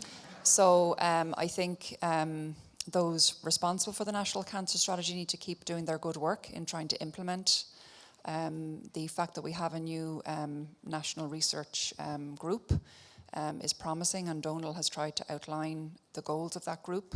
But ultimately, I think it's up to all of us. I mean, we're working in our own cancer centres. We're meeting with patients every day. We should be making people aware that clinical trials are an option. I have to say, Cancer Trials Ireland has done a good job over the years with their Just Ask campaign. But I think we probably need to revisit the Just Ask campaign and have that front and centre when patients walk in the door. I think there's a lot that we can do in our cancer centres and our hospitals to promote awareness of clinical trials and clinical research. And it's not only the patients, then it's also our colleagues. Okay, so many of us are working with, as Martin has mentioned, busy clinicians who just about have time to get through the day and arrive home late. And so we need to ensure that the workforce is optimal, that we do workforce planning to ensure that there is enough surgical oncologists, radiation, medical oncologists, etc., and our allied health professionals to ensure that the job is done properly and that our own teams have time to think about education, training and research. Otherwise, we're going to continue to battle with this. So both local initiatives and I would say national awareness. Sorry, Maeve Johnson. Just to echo, I mean, I do think, though, it needs to be at Department of Health level that there are core positions funded for research. I think there's only so much we can do locally. Our charity partners have stepped in and funded things like biobanks for a long time and filled the gaps. So we do need to have academic time for consultants. We need an academic pathway for nurses that want to continue clinical practice, also for physiotherapists, dietitians, speech and language therapists. We need to have biobanking funded in terms of biobank coordinators, properly permanent jobs that are funded, so we're not trying to every year renew a contract for somebody. And we need to have our cancer clinical trials units also with core funding from the HSC, so that we've got permanent positions within those as well. So I think there's only so much we can do a lot locally, but I do think there's a shift change whereby research is part of core hospital business, and that's really what needs to change. Thanks, Mark. Just to finish up, I think the greatest intervention I've seen in Irish healthcare was the work that Laura Brennan did around HPV vaccination. And to me, by empowering patients and advocates properly and working with them properly is the only way you change things in Ireland. Because of silos and because of the parochial nature of healthcare, really the only people that will listen to, the only people that politicians will listen to is actually the patient voices. They might meet you and me, but it actually, I often say, you know, we would have a vaccination rate, of HPV vaccination rate of 0.1 or 2 in Ireland if it hadn't been for the intervention of Laura Brennan and her family afterwards. And it's a great example, and it's an example that we promote all over the world. I was in Japan recently, one of the best healthcare systems in the world. HPV vaccination of 0.5%. You know, that interaction is where we need to, and the only way we do that is we, I suppose, break down those silos, come out of our what are assumed to be ivory towers, which they're not, and really communicate that message within communities across the island, as you and Liam have been doing, but not just in big centres in Ireland, in Dublin. We want people in Sligo, Donegal, Clare to feel a part of that as well. Otherwise, you won't get that message across. Do you mind if I say something there, Donal? You know, like fundamentally, you know, we have an opportunity at a European level, like you mentioned, pragmatic clinical trials. Who's going to fund a pragmatic clinical trial in Ireland? Okay, so there's a big opportunity to participate in these programs. There's a range of different programs which have been funded in that space. It provides an opportunity for demonstration. We'll probably hear nice examples of demonstrating innovative ideas. They may not pan out, but unless you ask the question, you'll never know. So do we have to wait until everybody else has kind of answered the question, or we are involved in addressing the question? And I gave a good example, probably the best example that we have in an Irish context was Ireland's participation in the TAILOR-X trial. Ireland had a hugely enriched participation in that trial. Over 900 clinical centres, I think out of 11 or 12 centres in Ireland, they were some of the top accrual centres worldwide. You know, over 700 patients participated in that trial for, I suppose, looking at a novel diagnostic in the early stage breast cancer space. And so we can do it, but if the mechanisms are in place. But the other part is, why are we all trying to do it individually? Like, ultimately, we need to become, in a sense, shift gear in terms of program level participation. Again, this is the reason why we're hearing models around Europe of how they're doing that. They're coordinating efforts. If you look in the Mirror group in Belgium, if you look at the Portuguese group, the Swedish group, they work on a programmatic level across different institutions for participation in EU programs. Whereas at the moment, I'm in UCD, I'm looking at a program from my perspective, or if I'm in Trinity or from Cork. We need to actually think collectively how we participate at a European level, such that we maximise participation and equity of participation across the entire island. That is critically important. It's not just about getting a grant, it's about getting the delivery and the execution.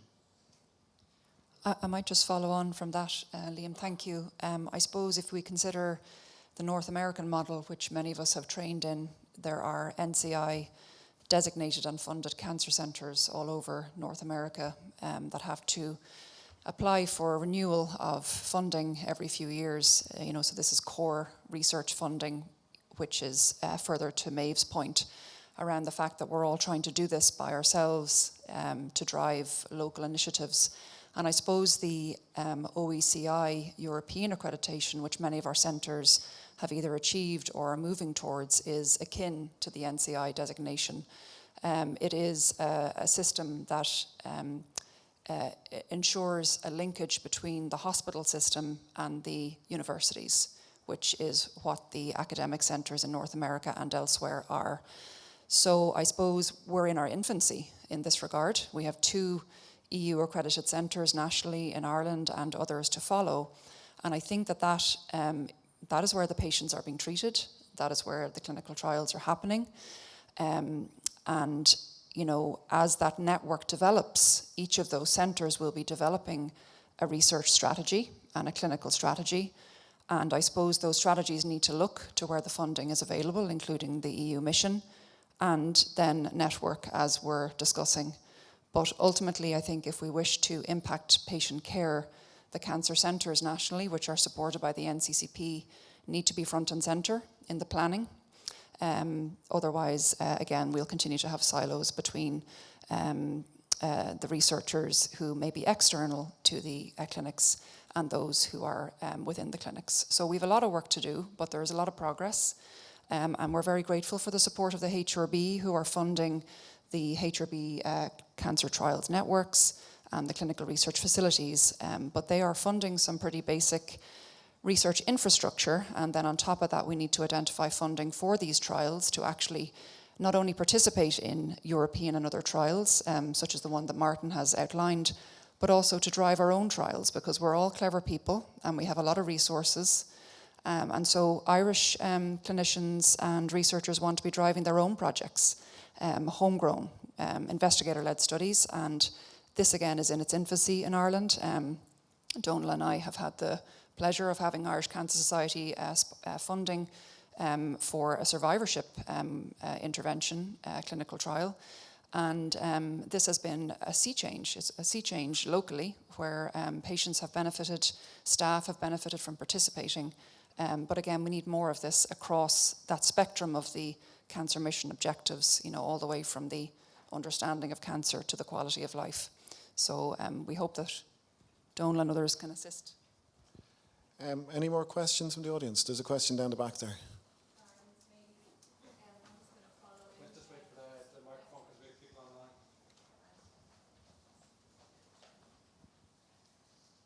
Thanks, Kate. Evelyn Mulroe from Cancer Trials Ireland. I just want to follow up with one of our board directors there, John Kennedy, about data protection and what Roisin said around there's a block at the moment in terms of our work with NCI. So your example, Liam, of TAILOR-X, we wouldn't be able to do TAILOR-X right now because that was an ECOG sponsored trial through NCI, and one of the biggest issues for us at the moment is the HSE interpretation of European legislation is that GDPR requires SCCs to be signed by, so standard contractual clauses to be signed by NCI and to be signed by ECOG in order for us to run a trial like that in Ireland. And they won't sign it. If you go onto the NCI website, they won't sign them. And so as a result, we have to try and find ways around that. We're in the middle of negotiating that on every single trial we're running from NCI, from the National Cancer Institute. And there are ways around it, but people here, like the HSE, have to accept that. So the ways around it is you're very upfront with the patient as to where their data is going, and you include that within the patient information leaflet and all the other materials associated with the study.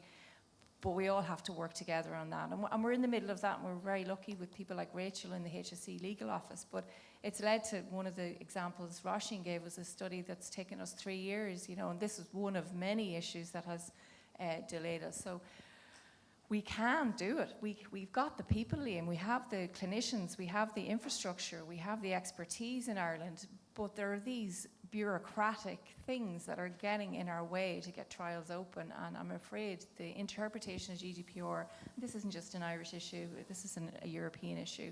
When you're looking at global clinical trials between the US and Ireland, between Canada and Ireland, Australia we've managed to work really well with, but there are other countries we've just had, you know, and I don't want to be down about this. I think we can overcome them.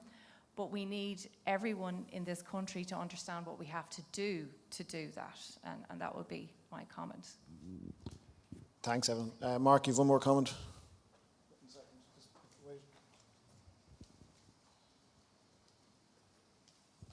I think COVID showed us that we can do these things, and so really we need to have a much more can-do attitude at regulatory level, because we stopped doing all these things during COVID, and we achieved significant impact in Europe in relation to both vaccination, but also other things as well. So why can't we do the same for cancer that we did for COVID? So I just think, you know, we really need to push regulatory in Ireland. I talk at several fora where I say, I cannot believe data protection and the lack of an electronic patient record in a country like Ireland in 2023. It's just disgraceful. Thanks, Mark. On that note, we've a lot to talk about. Yeah, as usual, Mark is just, he's let you all offer coffee to figure out how to fix that. And can you all of it fix at the end of the coffee break, okay? We'll reconvene at 12, so 20-minute coffee break to fix Mark's issues. Thanks.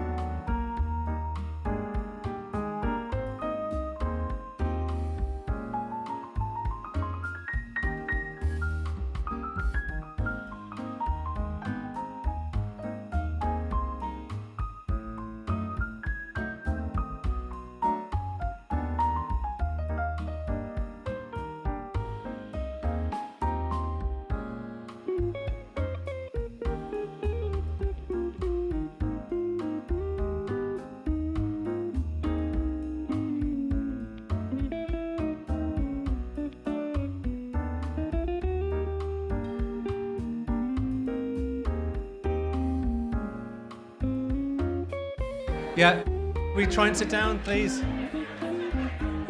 Try and get started.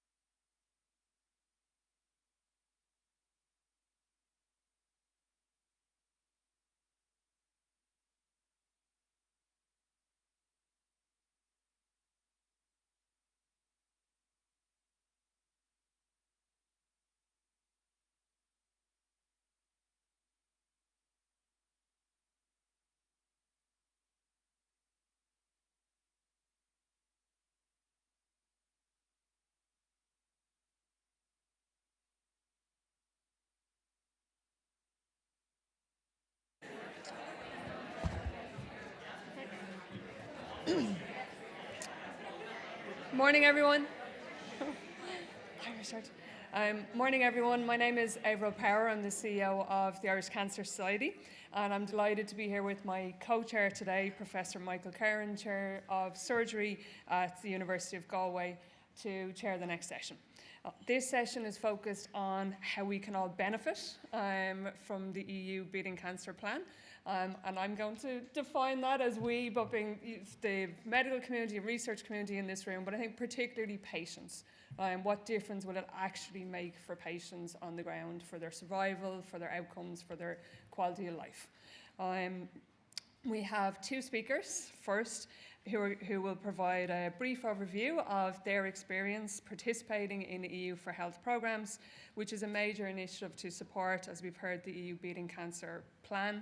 And then we'll be followed by a panel discussion where we'll discuss how the EU Beating Cancer Plan can be utilised in Ireland to improve the outcomes of people affected by cancer. So first up is Professor Josephine Hegarty, who is the head of the School of Nursing and Midwifery and Professor of Nursing at University College Cork. Her research interests, as you know, include oncology, evidence-based practice, patient safety and contemporary nursing issues. And today she's going to present on the Protect Europe programme, an EU for Health programme focused on HPV vaccination. Thanks, Josephine.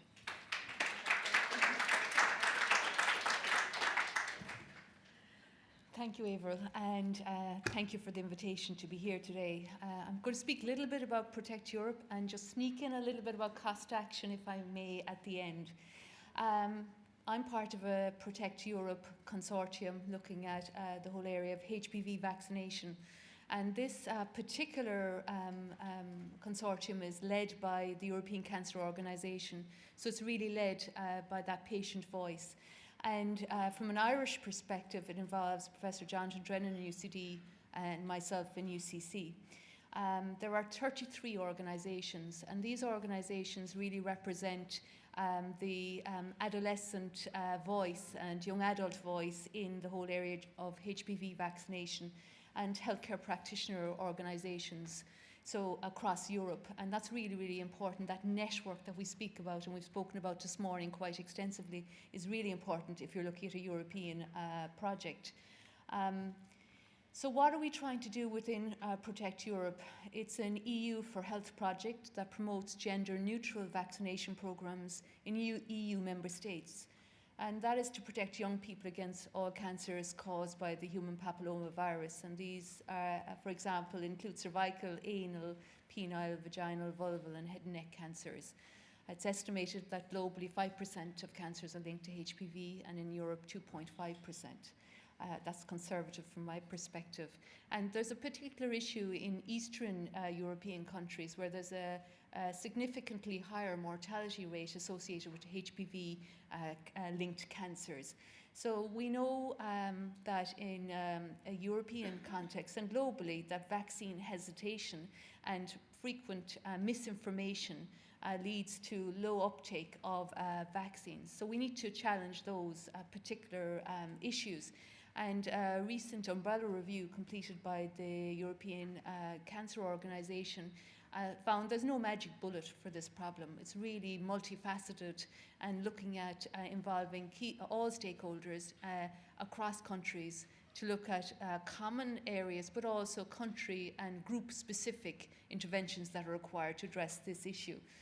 So we're looking at two particular areas within this project. We're looking at the communication that happens between the healthcare professional and the young adult around HPV vaccination, and the tools that are available to support that communication and the confidence that healthcare professionals have, be they GPs, nurses, allied healthcare professionals across Europe. So how are they able to engage in those conversations to challenge that misinformation? And the second part of this is to develop training programs, products or pamphlets that can be translated across Europe and made available through a central hub. So really we're looking at how we can communicate the benefits of vaccination and challenge the concerns around safety so that we can optimize the uptake of the vaccine across Europe. So obviously, like any other European project, we work through work packages. And I'm a fraud, by the way, in this project because I'm not a HPV vaccine expert, but I have particular expertise in implementation science and evaluation, which is why I'm involved and was asked to be involved in this project. So with the key deliverables out of this project are a central online hub to make the information available more widely, communication tools and campaigns that have been developed with key stakeholders, the young person and their voice involved, and training programs to increase that confidence level among healthcare professionals. And really it's developing proposals for long term. How can we sustain this work long term, and what are the key challenges that need to be addressed across Europe where there are really low uptake rates of vaccination. Now this is the part where I sneak in the two slides. So this is the first slide, and you might say, why did I sneak this in? Well, how do we get into Horizon programs? It's through other programs. Cost Action is fabulous. It's a networking opportunity. So if you are interested, you go onto the Cost Action website, you just search for your area of interest, and you can apply to be on a working group. This is universally available to anybody. So you can get involved, and many of these cost actions go on to larger projects afterwards. So this is a cost action that I chair, and the aim of this cost action is to systematically support the sustained translation of evidence-based interventions into routine clinical practice as part of cross-boundary systems-level cancer survivorship pathways. And as you can see with the green here, we have 4 working groups. We have 32 countries involved in this cost action and 147 members. So whilst there isn't huge funding for actual research, it's about the networking capability. And the outputs will be a greater understanding of how cancer survivorship care is delivered across Europe, and what digitally based theory-informed resources can be used to support the implementation of cancer survivorship. The second mechanism I'm going to sneak in here is Erasmus. Erasmus Plus funding is another way to get access to networks across Europe. This is the one I'm involved in, and I was very fortunate to be funded by the Irish Cancer Society to do work around the evaluation of the cancer genetic services in an Irish context. That led me to interest in this area because it's very clear the knowledge of healthcare practitioners in this area needs to be looked at, and what we're doing in this project in a European context is looking at, well, what are the competencies required of nurses and healthcare professionals around genetics, and how can we support the development of those competencies? So that's my piece. Thank you.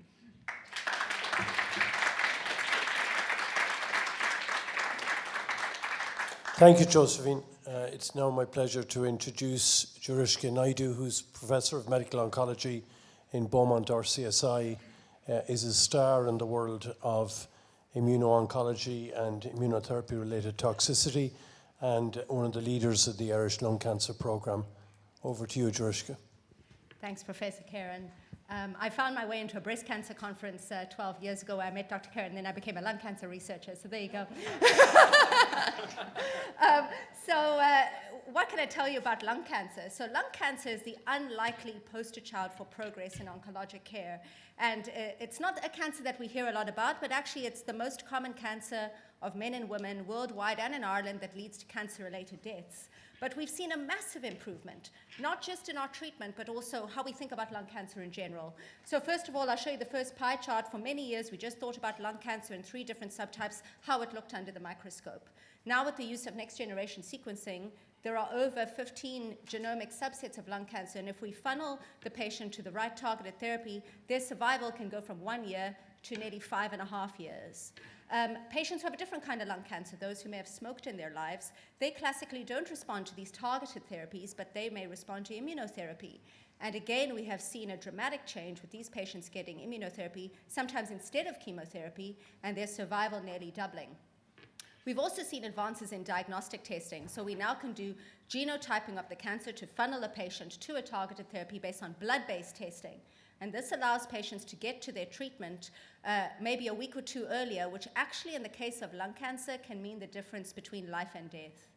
And what I want to talk about today and highlight today is an area we perhaps don't hear about, and certainly a medical oncologist not traditionally involved in, but is increasingly becoming relevant to our space on early detection or lung cancer screening. And really this is based on 2 large phase 3 clinical trials, one run in the US, one run in Europe, that demonstrated a simple low-dose CT scan done in the at-risk population, patients who have smoked a certain amount and are of a certain age. That alone can reduce the mortality from lung cancer by up to 1/4. Of course, there are no screening programs routinely in Ireland, and now there are pilots in Europe. But what are some of the things we can do about this? And how is screening for lung cancer different to screening for other cancers? So first of all, the population generally of patients who develop lung cancer is very different. This tends to be focused on a poor socioeconomic group. It tends to be clustered in urban environments, groups of patients that traditionally may or may not seek healthcare for a number of reasons. Also, a lung health check is actually not just a simple low-dose CT scan. It's an MOT of the lungs, where patients need a breath test. Inbuilt in it is a prevention strategy of smoking cessation, and then of course it ends with the low-dose CT scan. But of course, in about 1/4 of patients, we pick up other things. These are generally patients who are older, who may have other risk factors. So actually, a lung cancer screening program is not just that. It requires a close integration between hospital-based services and the community. Actually, it's sláinte care in practice. But it also requires access to timely diagnostics when we do find something, and then finally we can get patients to that expanding treatment landscape and change their survival. Thankfully, across the world, we've seen the uptake of lung cancer screening. In the UK, we now see a 300 million rollout of lung cancer screening. Similarly, in Australia, led by one of the new leaders of the International Association for the Study of Lung Cancer, a 380 billion rollout for national lung cancer screening in Australia. This is work from the Irish Cancer Society a couple of years ago showing that unfortunately in Ireland our improvements or our survival from lung cancer are lagging behind, and really our investment in early detection is critical to trying to move this forward. This is where we came in with Solace. So an EU for Health program called the Solace Consortium aims to strengthen the screening of lung cancer through Europe through exactly what Professor Hegarty mentioned, through very good implementation science. We know that this benefits patients already. We know that it saves lives. But how can we get it to patients in a way that is acceptable and to the patients who will benefit? So we are very fortunate to take part in this consortium of over 10 countries. I'm the grant PI. Professor Patrick Redmond from General Practice in the RCSI is the General Practice PI. And then we also have a respiratory PI in Professor Daniel Ryan at Beaumont Hospital. And this group is separated into several work packages. The first, again, to advance an inclusive approach. The University of Galway, led by David Breen, is helping from a network perspective to really bring together all of the knowledge of how this can be run throughout Europe. And then we at Beaumont and RCSI are ambitiously running a pilot lung cancer screening program, which should kick off in September next year, with the main focuses of, number one, enhancing female participation, recruiting those hard-to-reach individuals, which North Dublin is a very good example of, and high-risk populations, those with COPD, interstitial lung disease. This is the vision. We will run a lung health check pilot over 2 years, modeled on the Manchester Macmillan lung pilot, which is widely recognized to be the most successful pilot program worldwide, and for which Daniel Ryan was mentored. It will be a mobile unit that goes through several sites in the North Dublin area, and critically, it will be run as a pilot clinical trial. We are part of this 10-country consortium and pleased to be able to receive some critical funding. And it is being run by a 15-person steering committee, including the National Screening Service. This has been many cups of tea, many smiles to get this over the line. But we have met every week for nearly a year and a half to get this up and running. And it will be a low-dose CT scan 5 days a week over 2 years. Lots of cups of tea for the radiologists. Cases will be discussed at the Beaumont Lung MDT, and incidental finding pathways will be enacted. So happy to be a part of it and hoping to give you some data very soon.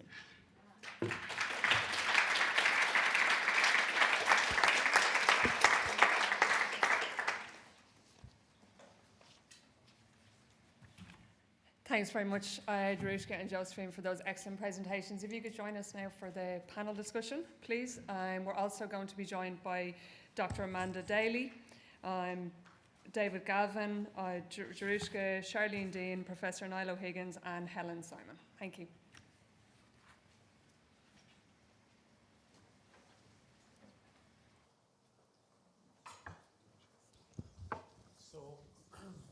I suppose the headline of this session is how can we all benefit from Europe's Beating Cancer plan, and the organisers have nicely put a group of people together, all of whom are benefiting from, or all of their research interests are benefiting from Europe's Beating Cancer plan.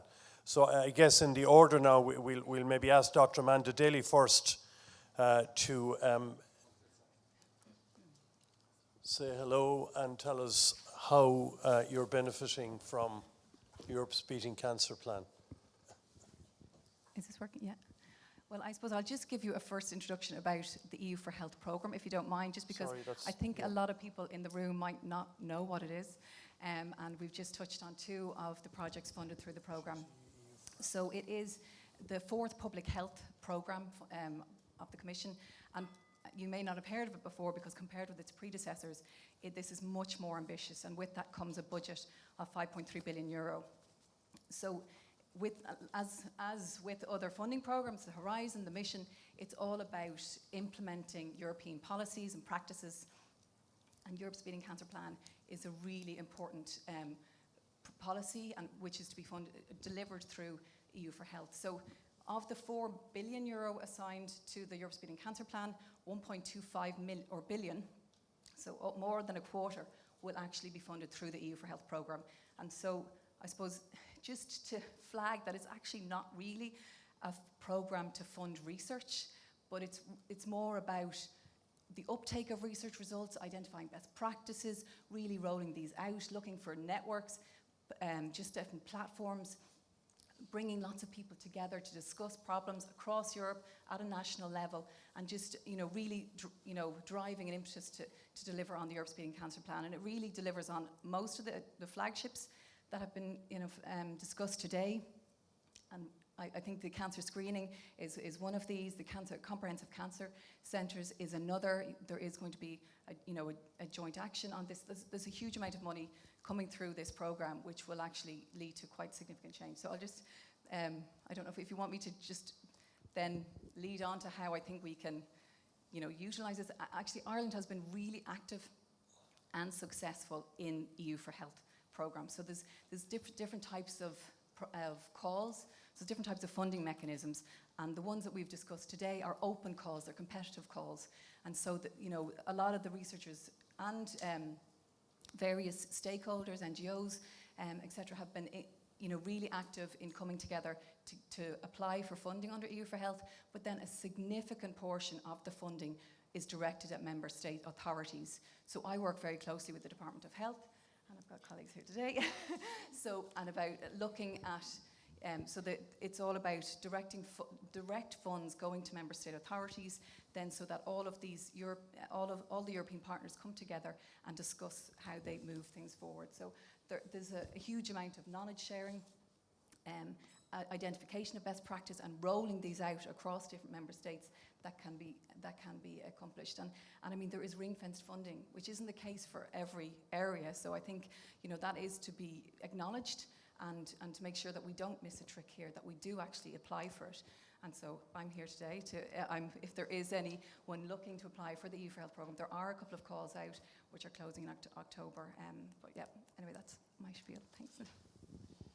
Thanks very much, Amanda. Professor Galvin, maybe if you'd like to go next and outline the Praise You programme. Thank you. Great. Thanks very much, Avril. So I'm David Galvin. I'm a urologist, as you heard there, in the Mater in St. Vincent's Hospital, and I became involved in the National Cancer Control Programme about 12 years ago. And my appointment was around the change, I suppose, within the national cancer ecosystem, whereby we established rapid access prostate clinics across Ireland for the early diagnosis around the men's main cancer, prostate cancer, obviously. And what we noticed, I suppose, and what was particularly obvious, was that there was a weakness within our system, whereby we have developed very good and very successful pathways for early diagnosis and treatment through our rapid access clinics and pathways. What was happening out in the community in terms of early detection and prostate cancer screening was, unfortunately, we felt was missing the early cases. What's really happening around prostate cancer in Ireland is the same number of men that were dying of prostate cancer 25 years ago are still dying. From my IPCOR study, we know that 40% of patients that are detected with prostate cancer under the age of 65 have low-grade cancer that we are largely deciding is not really of any clinical significance. So we're not really detecting early cancer in prostate and targeting our therapies to the patients who are ultimately going to die of the disease. And this is where prostate cancer screening and smart screening comes in. It's been thankfully recognized that PSA screening is probably the best way forward that we have at the moment in terms of detecting early prostate cancer. And we know that with studies that have shown that you can reduce mortality by about 40% and reduce metastases by about 60% by early detection of prostate cancer using PSA. So through the European Union and the European Urology Association, the Irish Society of Urology, through the clinicians, was invited to become part of an EU-wide consortium known as Praise You. So the European Urology Association put in an application to the EU Commission and were successful.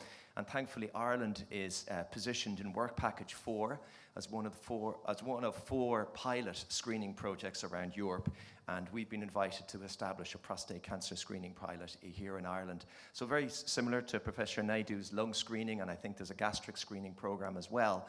We'll be establishing a prostate cancer screening program with a couple of novel aspects that I can see that might be I suppose, a little bit forward thinking.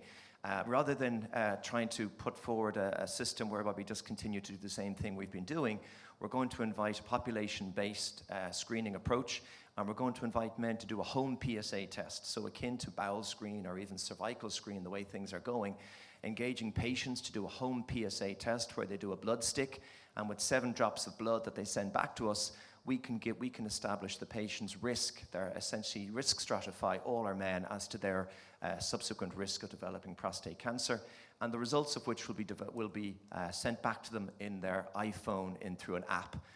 And then those patients will seamlessly enter our diagnostic pathway through to the rapid access clinics, which have already been established around the country, and then subsequently to treatment.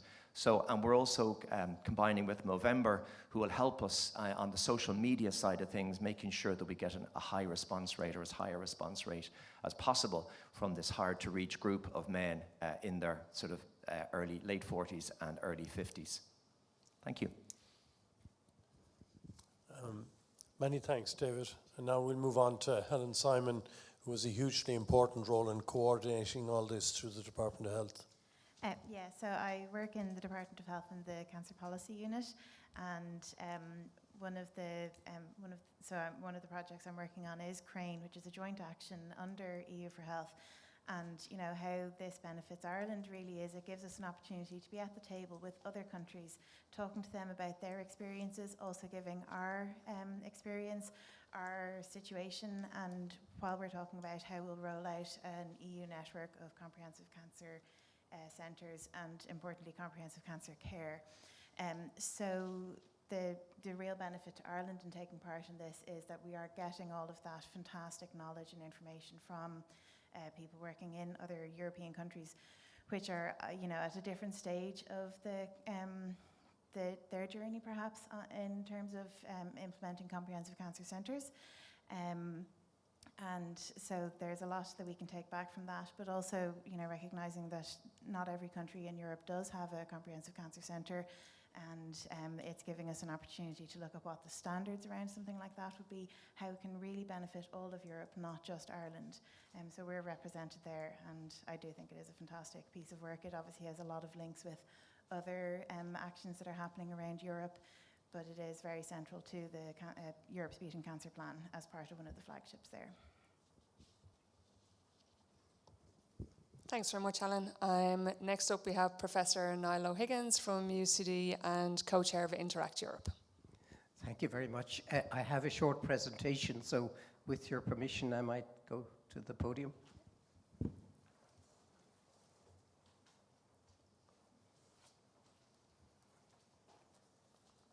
First of all, I'd like to take the opportunity to acknowledge the chairs of this session. I'd like to pay tribute to the Irish Cancer Society and to all the work they've done, and for their wonderful, pragmatic and non-strident support for everybody that they're involved with, and for their support and optimism with which they imbue patients that they're in contact with. I'd like to pay tribute also to my colleague Michael Curran, whose steadfast devotion to improving cancer services and cancer research has been quite outstanding over the years. The Interact Europe programme is an innovative EU Commission-supported approach to the training of cancer specialists.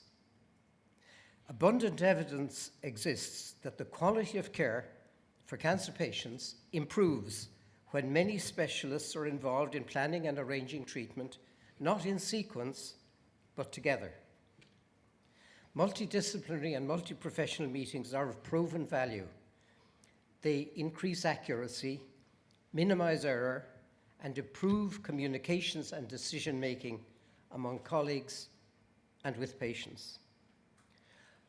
Of course, to be meaningful, they require not just collaboration, but understanding among specialists. They represent the fusion of knowledge and expertise. Everybody here is aware of the refinements and advances that have occurred in surgery, radiotherapy, and systemic treatment of cancer.